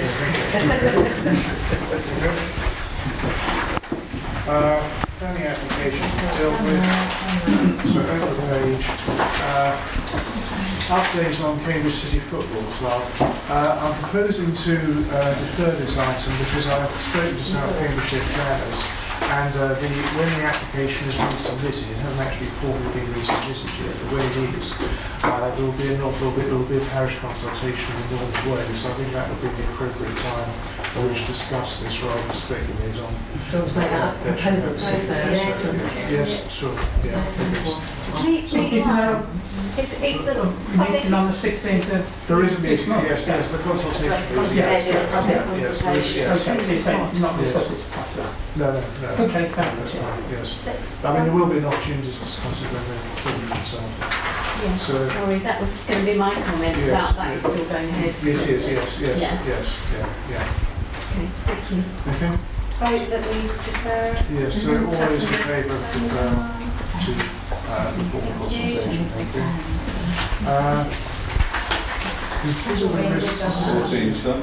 Yeah, 15 hours moving on to consider the risks associated with providing information about the other. Sorry, can you explain this? So this was at the last meeting, it was said that about this tractor and that to take a picture of it and put it on Facebook. Right. And we've got concerns.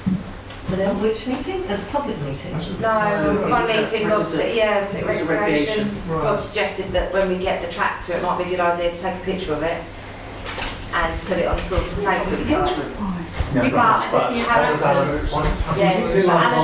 to publish a photograph showing something of that value in the area it is, because of security is thieving. And we have had theft of equipment up there in the past. If you recall, there was a couple of break-ins. I think about Footlight Park a few years ago in the mortuary.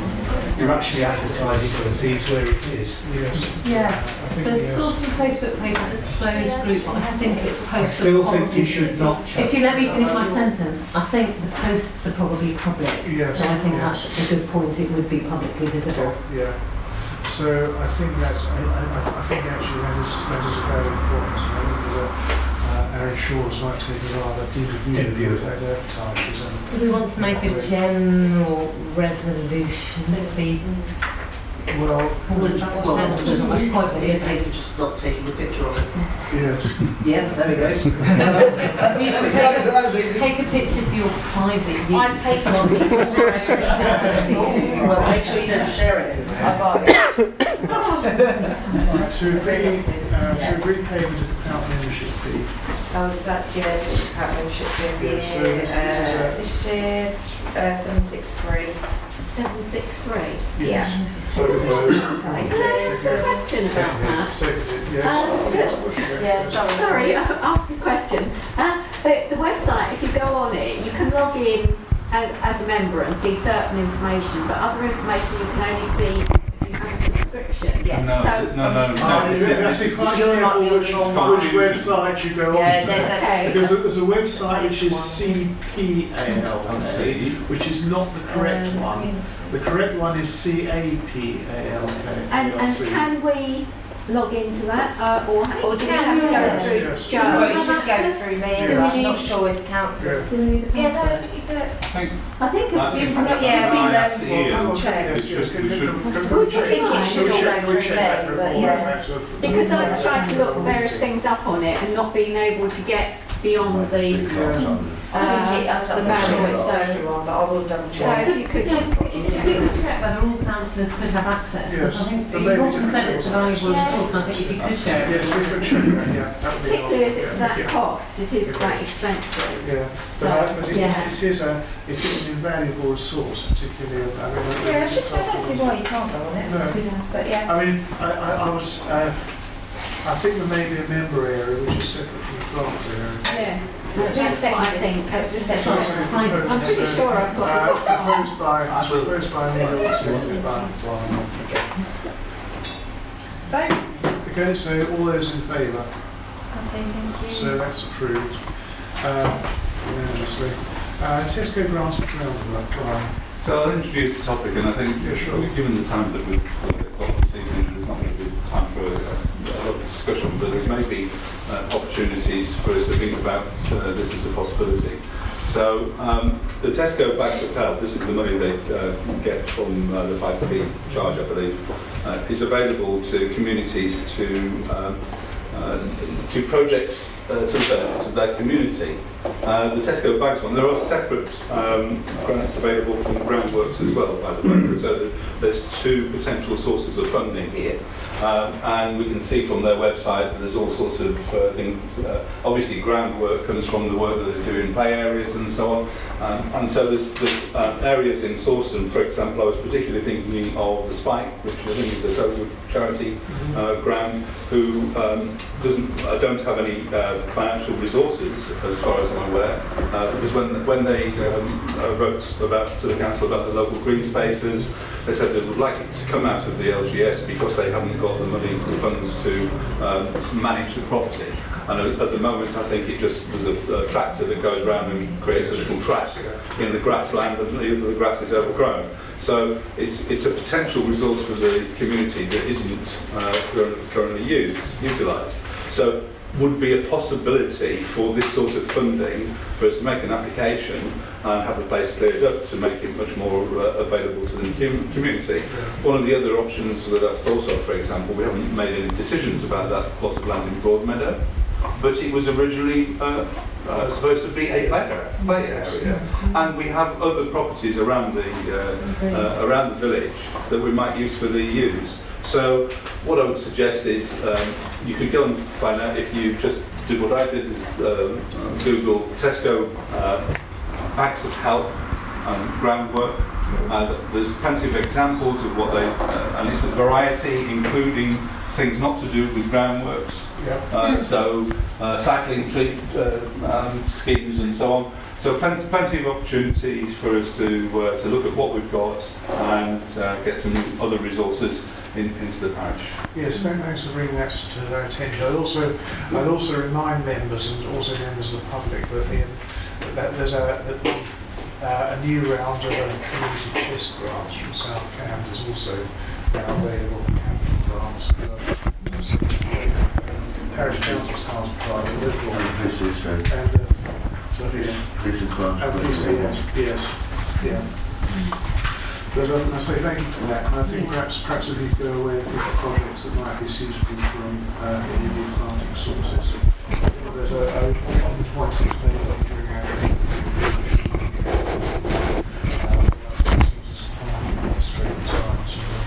so as I said, if you have thank you for that, if anyone else comes forward with any other sources of funding, that would also can I ask, maybe if somebody's got a contact at the site or Two Guts charity? I could probably find one out because it used to be linked to the church actually. Yeah. A long time It's ago. got some link with Sawston Church Institute and with Our Lady of Lords. There's some connection between the three of them. There are a set of trustees, including somebody who lives opposite me on the Hawks, who made the application for the removal out of LGS, who might be a contact. If anybody It's a knows. charity that's actually called the Spike. No, it's Two Good Charity. Oh, right. TOW Goods. Right, so if we move on to agenda item 19, which is the youth work provision for the summer holidays from the Connections Bus project. Oh, sorry. Sorry. Sorry, I'm sure you know.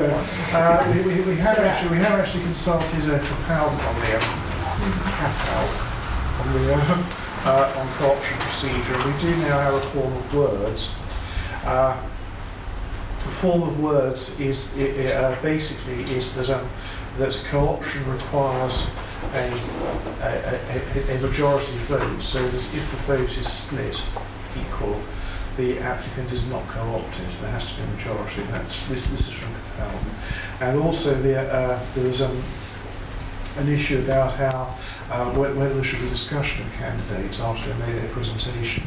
And according to our advice from CAPAL, there shouldn't be, that you should proceed directly to a vote without a discussion, which is what we did. Right. In that case, there was no need to send the candidate out of the room, was there? No. Well, I think we've had previous applicants supported by some councillors, knew people, and some didn't, and actually it's been quite useful to have other people's feedback. Well, that's the CAPAL advice, I'm afraid, so yes, It's just advice. If it's just advice and not actual, well, I think it's we talk about that ourselves. Because if it's just advisory. I was just going to add that the reason for that is that people could influence other people's views, and really people should be independent, should make up their minds based on the information they have in front of them. I think it's a bit stronger than advice. I think it's actually Hang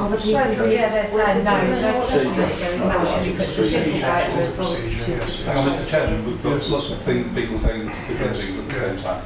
So So can we have sight of the advice that you got from the panel, please?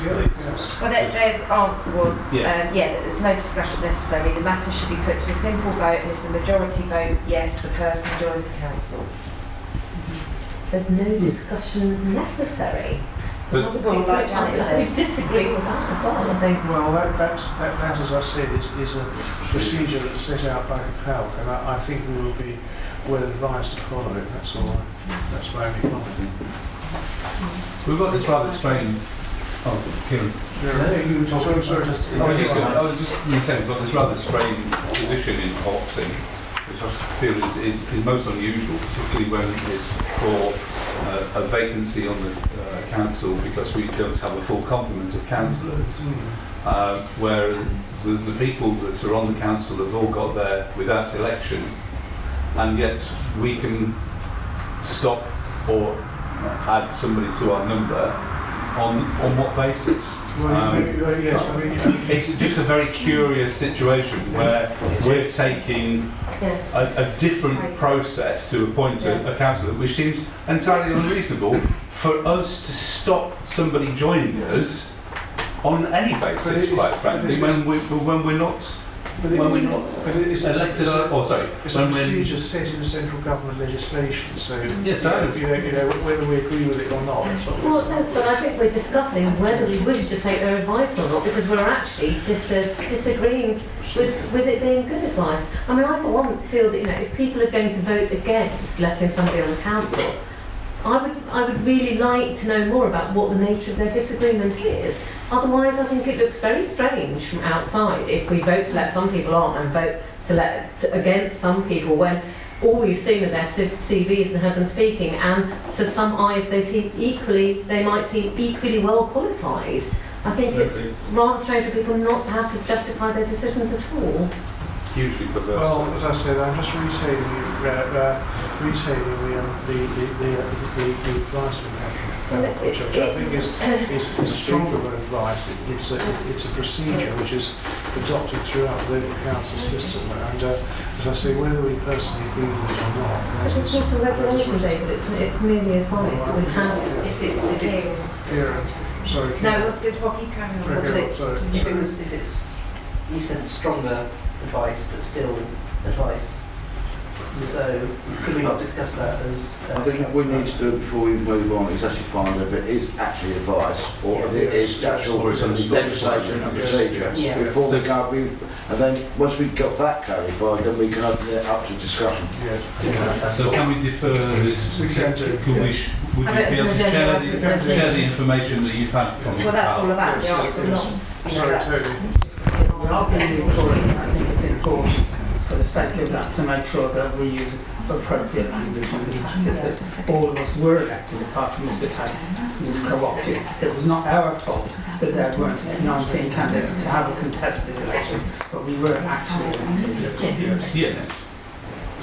Sorry, David, this may seem particularly nitpicking, but I think if we are to vote on a set of words to be included in the standing orders, I think the actual wording should be part of the agenda. Yes. I don't feel confident in voting the standing orders when it's only oral. Well, we did, I was just saying, we had the working before and then we just find out about these times. We haven't only got their email yesterday. So I just wanted to make sure. Yes. Defer it to them. Yes. Next plan. Yes, you're absolutely right.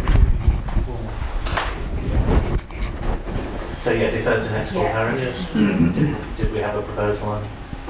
Yes, proposed seconded. All those in favour? Okay. Right, so agenda item 19 is a youth work provision for the summer holidays in Connections Plus project. And you remember we asked for further information, which is now being provided. we also suggested that perhaps we can Tom's email. I did. Did I not send a paper as well? We also have comment from Tom's email as well.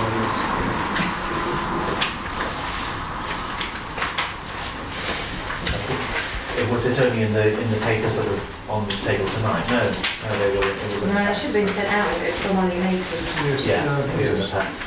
So it's got from CBD officers. Yes, and also stable to it behind is a body and leaking.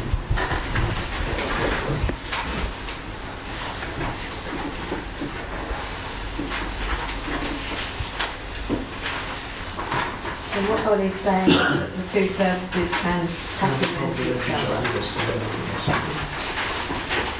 And he also says it's really great that the parish is thinking how best to support young people over the summer. Yes.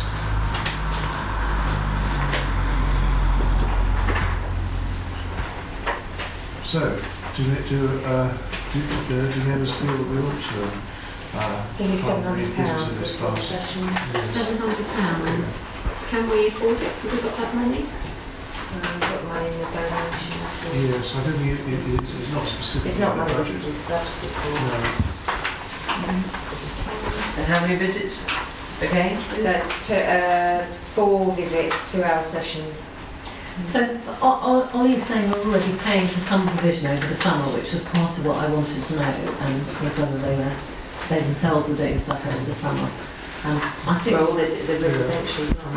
part of my question was whether money that we gave to the Connections Plus would be better given to Romsey Mill, who've got long-term strategies and a better idea of how things are going, rather than having something new coming in. Yes. I don't think that Ollie's actually asking for that. No, the view from Romsey Mill is as to see, as I read it, is to see the two services to be able to make complementary. Well, he's saying it's a novelty that does work. We simply favour a slightly different approach to bringing change. Yes. So I don't think that's unquite. I think that's a polite way of saying it may not be brilliant. So maybe it's an option. Looking at giving Ollie more funds than instead of using the bus. I think Romsey Mill are very targeted, and they're working with the kids that have the most problems, and that's really long term and quite sensitive and difficult.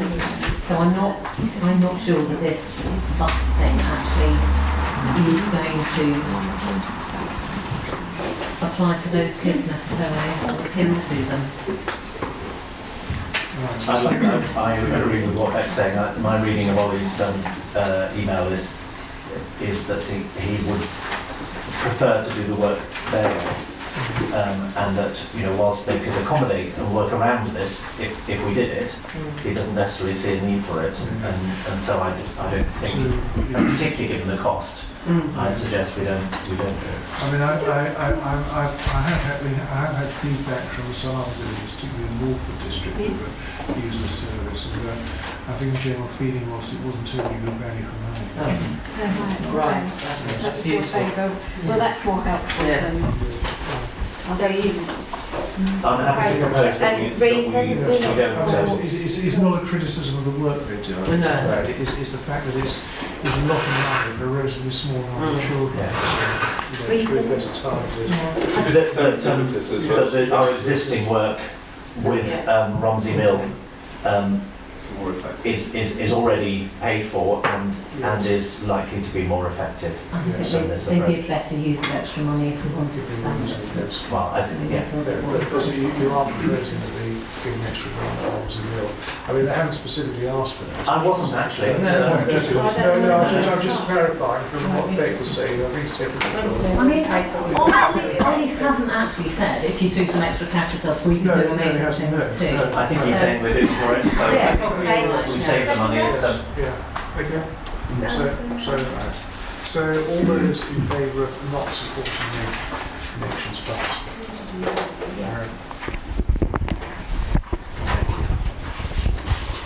We'll do one more, isn't it? So, neighbourhood plan collaboration with council. Yes, thank you. I think there's 2 things, Chairman, to do tonight here. I'll try and be quick about it. As you know, we've had some discussions with Baberham and Camcorder about this issue of whether they wish to join with us in a joint neighbourhood plan, and the reasons for the 2 approaches are slightly different. Baberham, there's an imperative to do with the boundary of the village as a result of the development on Baberham, proposed development on the Baberham border. Pampersford, it's more to do with geography and the fact that the two villages are so close together. We've had good feedback from both those villages about working with us, and we actually had reasonable feedback, I suppose you'd call it, at the annual meeting last week. Certainly we had no objections about it, so we're waiting now to hear back from Baberham and Pampersford. Our meeting with them is on the 15th of June, so I think the first thing to do is I would suggest take a vote on whether we wish to do that, should they come back with a positive response for us. Yes, I hasten to add that there would be a full public consultation in all three parishes on the areas being included. So, if that was not supported by our parishioners, that would not take place. Will that actually be part of the neighbourhood plan consultation? There's an initial one on the boundaries. If it's a single parish, you don't need to do that, because if it's an area other than a parish boundary, then you have to have a public consultation. That's even before you start neighbourhood plan. It's a month, I think. It's a month's consultation. Yeah. So, Kieran. I think we should be slightly careful of the suggestion that the reason why we want to collaborate with Baberham is solely because of this question area of parish boundary. I think, I know it's not necessarily an interest, but as JHC are involved in that development, I think it makes as much sense to work with Baberham regardless of that, simply because they're the next neighbouring village, and those three villages together form, to me, a coherent unit that each of the separate ones. Also, there are other specific topics particularly 1307 upgrade. Precisely. So I think we should avoid. I personally think we should avoid talking about the parish boundary issue at this point. But I think I talked about it on the grounds of an imperative, didn't I? I didn't say it was the but I think thank you for that anyway. That is quite correct. It's a similar thing with Pampersford. If you'd like to propose, are you proposing then as a... Yes, I am proposing that we how's it best to phrase it? That we go forward on our neighbourhood plan development with the parishes of Pampersford and Baberham, should they come back to us confirming that they also wish to work with us. I'm happy to second that. Okay. Right, okay. So all those in favour of that proposal? Sorry, I'm not looking. Everyone, Well, I'm going to abstain because I represent the other two villages. Yes, okay, that's fair enough. Thank you. And then the second thing, in terms of public engagement, we had some discussions about having a stand at various village events, and there's 3 events coming up. One this month, 21st of May at the Chalice Fete, then the 4th of June we've got the Village Fete, and the 24th of June we've got the Summer Fair at Sawston Hall. I don't know if it's possible to have a stand at each of those. Yes, I haven't sort of sounded out Alison. In principle, should be happy to go out actually. Yes. And I don't know whether we need to write to the organisers of those 3 events. Well, to definitely. For these.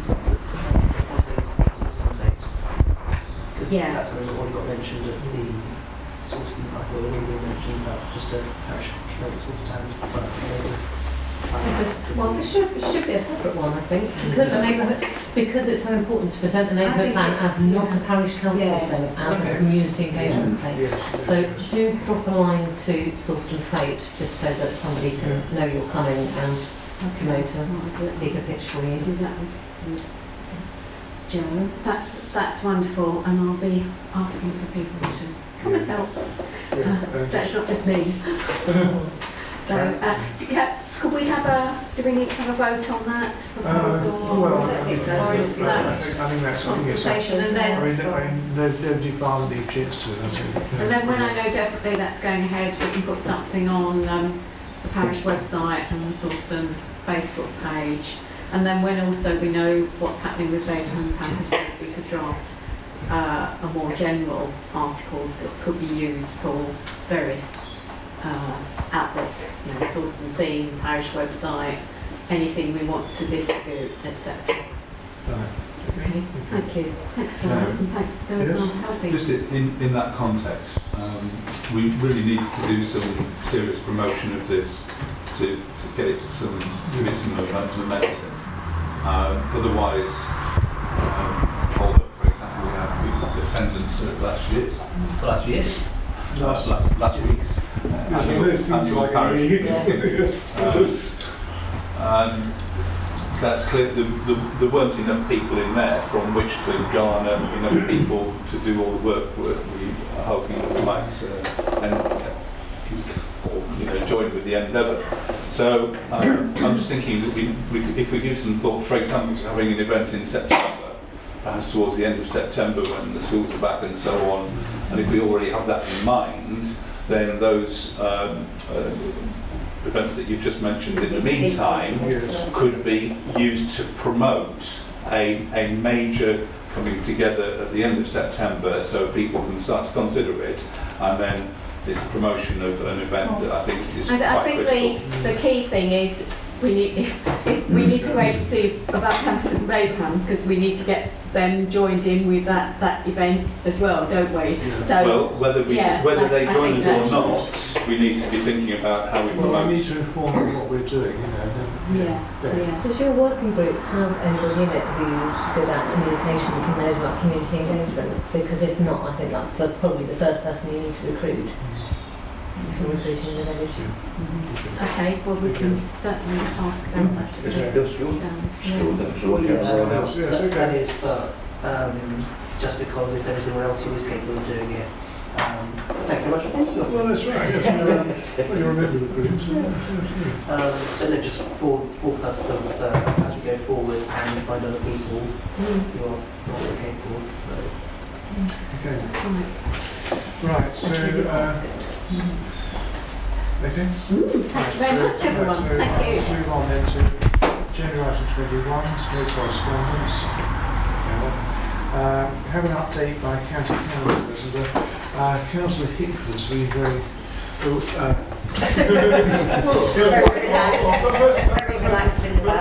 First of all, I'd like to congratulate our new county councillors, Councillor Cuffley and Councillor Hickford, and again to thank Tony for his very long and fruitful service on the county council. For submitting his last report. I suppose it's your last report, isn't it, as a county councillor? Well, it is, yes. I've just got one thing to say. And that is, on the 20th of April, I attended the exhibition of the Sawston Trade Park.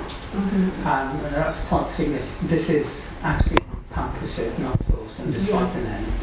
And it's the Harrow Group of companies which own the Iconics development and to the north of Iconics, when if you got this blind parish you can see all the trees being cut down and so on. They want to develop the site moving away from retail towards more office-based accommodation and with an entrance off the bypass. And in talking to people then they were talking about 1,000 jobs, which is quite a significant number, and also the possibility of 2- or 3-story development on the site. So it's certainly something that we need to keep an eye on, because that will have quite a big impact in terms of traffic at the southern end of the village. Did you just say that you were changing from retail to office space? Yes, moving away from it will be a business park. How does that create jobs? Because they build lots of office buildings and people work once they're actually office buildings, I there's requirements to start and I think rather than have a long discussion of this, it is on the... it's a long discussion, it was just a query of the logic. I think probably those questions might perhaps be better addressed to the planning meeting on the 23rd, which will be very well. Yeah, they're coming to that planning meeting, so we've really got an opportunity to... Sorry, if there are two people talking at once, I absolutely can't make any sense of it.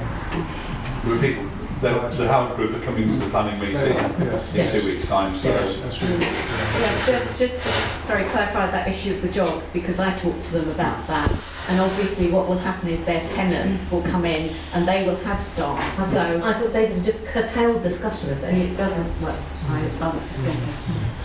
We'll all find out in a couple. I think it is important. Right, okay, so do they have a licence used? Well, just mentioning it then, because we talked about that one. There's a Smithson Hill exhibition at Hingston Village Hall on Tuesday the 16th and Wednesday the 17th about their proposing, and that's another significant potential development which people are also attending. Yes. Councillor Hill, did you wish to comment? No, thank you, Chair. No, I won't ask him Phil because he's only been doing it for about 3 days.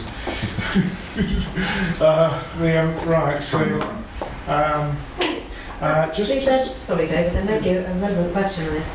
We benefited at the parish council and in the village magazine from regular reports from county councillors. So can I ask the 2 county councillors whether they intend to continue that? I don't see a problem. Yes. I must apologise for not having given you my district report. It's been an absolutely hectic weekend and week. I'm getting it to you by Thursday probably. If not Thursday, definitely Friday. I will get it to you.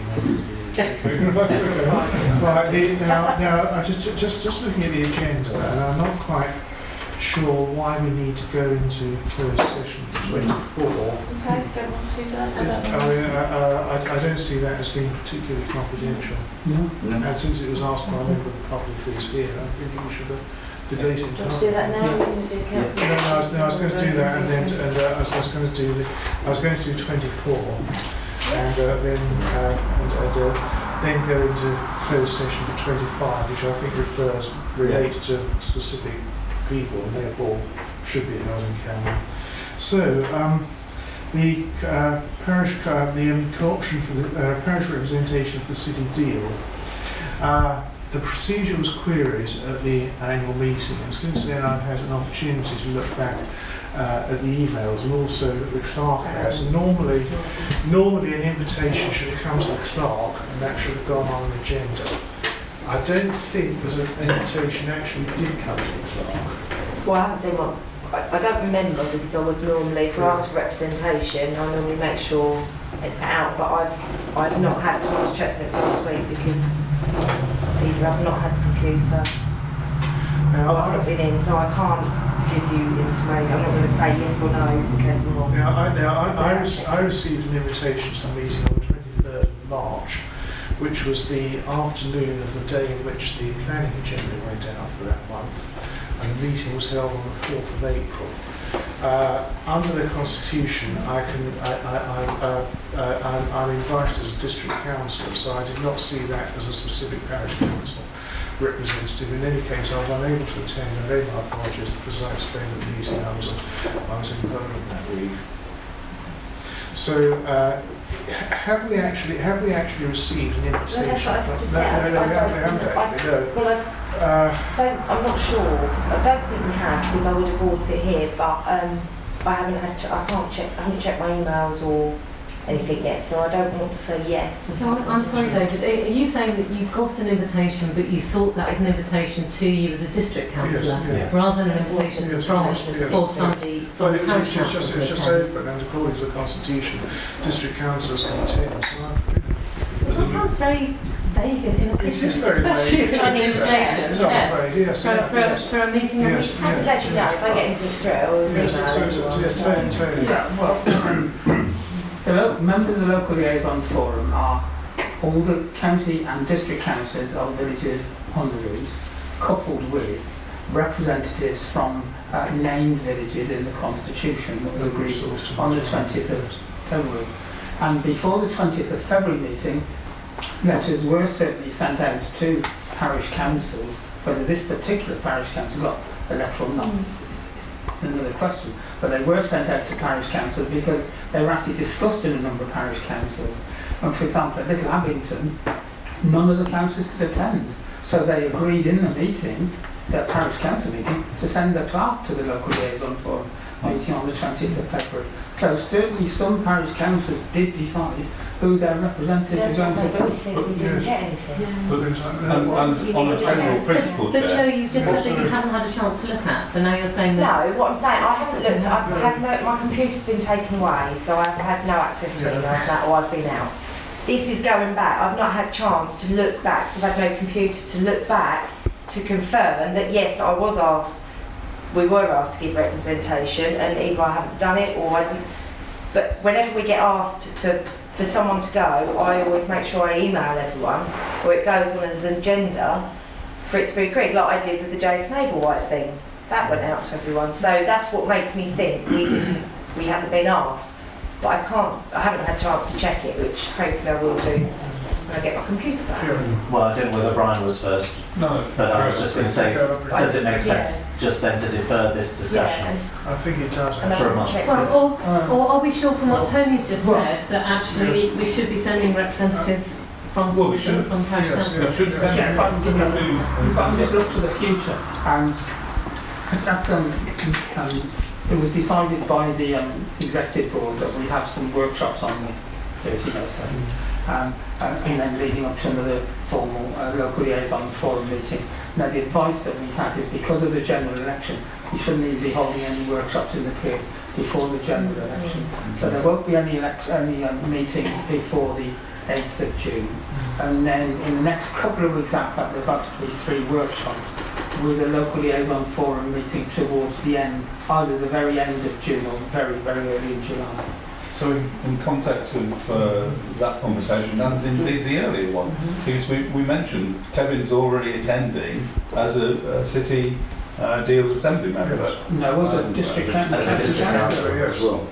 As well? Yes. Or as a city Deals Assembly? District councillor mainly, but I'm also on the City Deal Assembly. Yeah. So Kevin's already there as a representative, so if we wanted a second representative from the parish, then there's an opportunity to do it, isn't there? Yes. So maybe the... Well, I'm there, but I'm there as a district councillor for some villages, and I'm not there as a representative, despite being on it. No, and that's what I'm saying.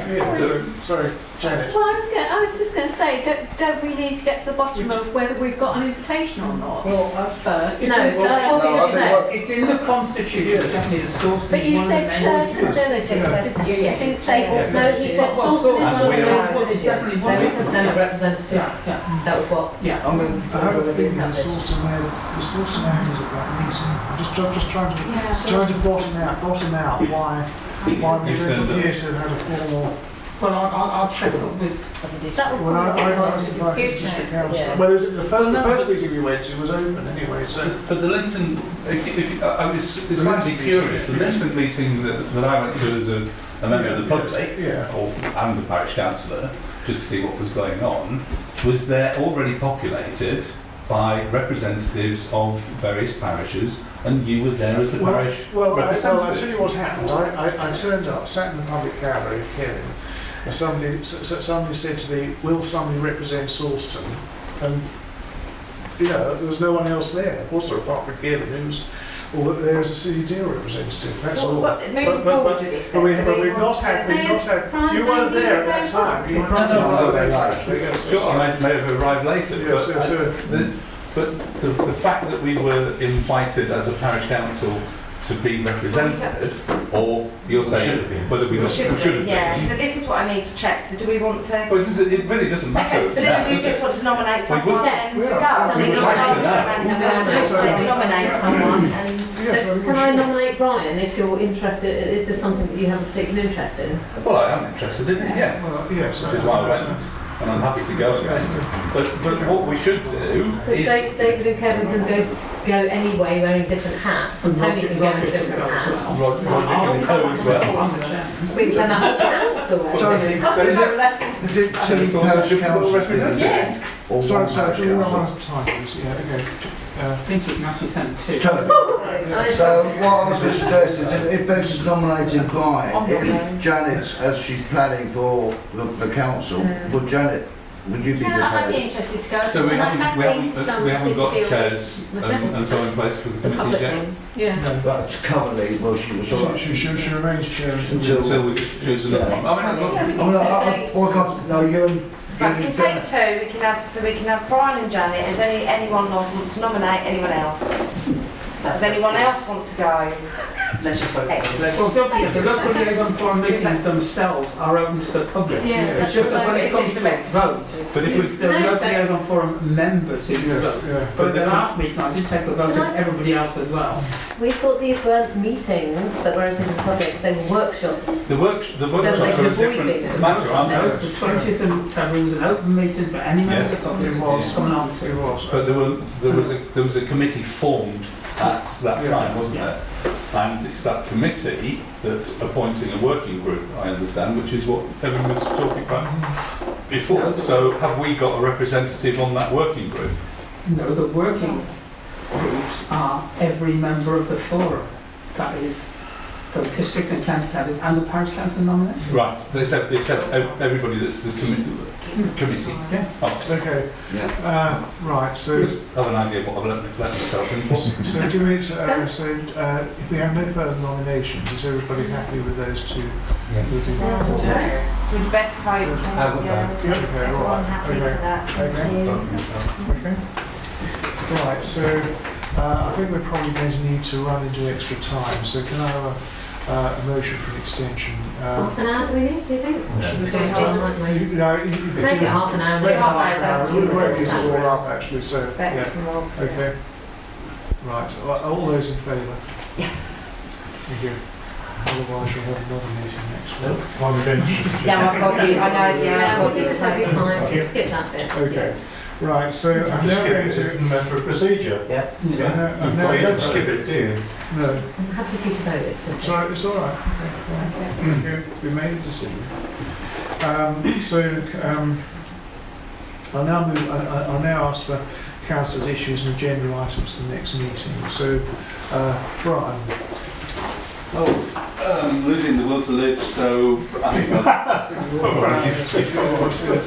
I'll probably defer anything I've got till next time. Thank you. Mike. Mr. Chairman, I'm not happy about the water of Buckinghamshire. We've got two new councillors here. I've had a go at Tony for several years. We've had quite a lot of banter between ourselves. I've had Roger Hickford and Kevin pay site visits to the Buckinghamshire. I was told by Roger Hickford that I hadn't made the right procedure and progress to get the job done. And to be quite honest, I'm sick and tired of nothing being done. I understand that obviously there's money involved. I had words with Mike Cooper. He understood the situation. I've seen Peter Taylor. He understands the situation.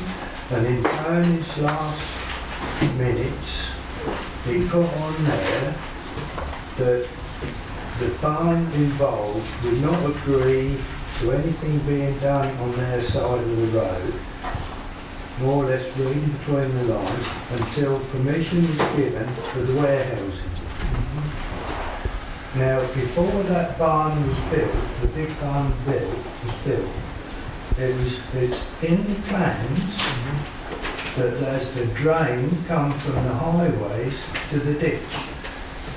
And I specifically asked for that to be put in before the building was built. That's been totally ignored. Now, with the comments from Tony that the farm or the holders of the farm will not do anything until agreement has been reached about the future buildings down there, I think it's absolutely disgusting.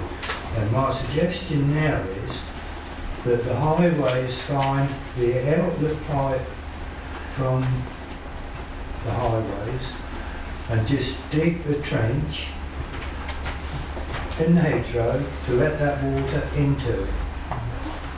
That would be a quick solution. At least that would take a lot of water, because there is a lot of water, and water runs downhill. This is the unfortunate part of it. If that run uphill, we wouldn't have this problem. And that's been there for years. I've seen cars bend around the telegraph pole that's been removed. I've seen a little crane, a lorry hit an 8-wheeler and knock all the axles off. I've even covered a gentleman over who I thought was dead when they had a head-on collision from this water. And nothing's being done. And I've been on this for about 15 years. So, can you help us? Well, quoted from my last report, the last report contained a verbatim extract from an email from Brian Heffernan to myself. And Brian works in the floods team, and he's the officer who's working on this, and that's the latest position as was reported in that report. But Tony, you know as well as I do, we've been pushed from pillar to post all the time. How many names have you given us? We want a toilet roll, put the names on. Well, it's only been my for Peter Taylor and Brian Heffernan. Anyway, that was the latest update I had, which was at the end of March. Yes. And that was in the last report in April. So since you're laying down the mantle, perhaps pass the baton on. Pass the baton on. Okay. We will take it on, and I'm sure we will be having work. Okay. Is there anything else, Mike?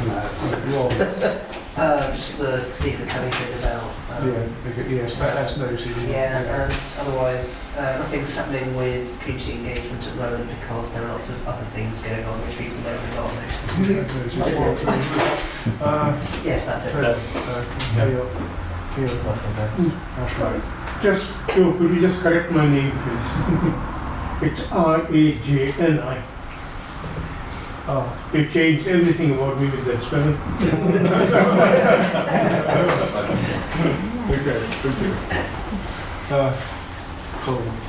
Yeah, but the old cameras now. I've now got a quote, so I start getting quotes now. So I would like to put this on the agenda for the next meeting. I know we're a bit pushed for time now. Okay. So we can decide on the way forward as to where we want to go. So how we're going to do it. Would you accept that onto the planning agenda? Yes, if we can have the information with the Because what I want to do is, so by beginning of the next financial year or wherever, we've got some money that we can do. I think it might be more appropriate to discuss that in committee and then bring it forward to recommendations before council. But each one's going to cost £3,273. Okay, well we'll get a comment from Joe. Thank you. But that's what I would like to do, yeah. Nothing for the next agenda, but I did have 3 emails from Brian Heffernan in April, and I'll pass them on to Kevin and Roger. We like you. Well, to briefly mention behaviour at meetings, I noticed at the public meeting several councillors expressing a lot of body language, and one particular person who was yawning while somebody else was speaking, who was somebody visiting from a different council. As a matter of courtesy, I really think we ought to just be a little more careful about how we behave at meetings. I did want to mention as well, background noise is a particular issue for me. If people are talking once and making a lot of noise with papers, I find it very difficult to hear. Anybody else with not very acute hearing will find it difficult to hear. Anyone who's trying to watch videos of meetings is going to find it very hard to hear what's going on. So just to watch out for that, please. Yes, thank you for noting that. As you'll notice, that we now have a radio mic in the centre material, which should improve the clarity of the video recordings. Thank you. Yes, sorry, I should explain its presence at the beginning of the meeting. Well, only street cleaning and potholes again. I was going to pick up on the issue of the comments made in your report, Tony, because where you quote from the email, in fact, your man refers just to filling the potholes and the time frame for that, rather than actually for resurfacing of Woodland Road, because it does look a mess. And quite a few people have commented to me on the fact that, yeah, Church Lane looks very nice because it's been swept, but it stopped at Church Lane. It actually hasn't included any of the other roads, which are also a mess. So, you know, it would be nice with oak gardens coming up and whatever if we could do something about that. I don't know how we do that. Do I need to report it again? I mean, everyone who talks to me and I ask them to report it. Yeah, but well, there's a county-wide plan which sets out which roads are going to be repaired. how can we have access to that? Can we use that in public domain? It's accessible online, isn't it? So it also be network service. I mean, you have to dig around the website a bit to find what is there. Okay, well, I'll keep raising it until it's done because. But you can also shine online and that as well, isn't it? You reporting it online and that. Yeah. Keep doing that. No, thank you. No. Okay. Right, I'm now going to close the meeting to deal with the last item. So, thank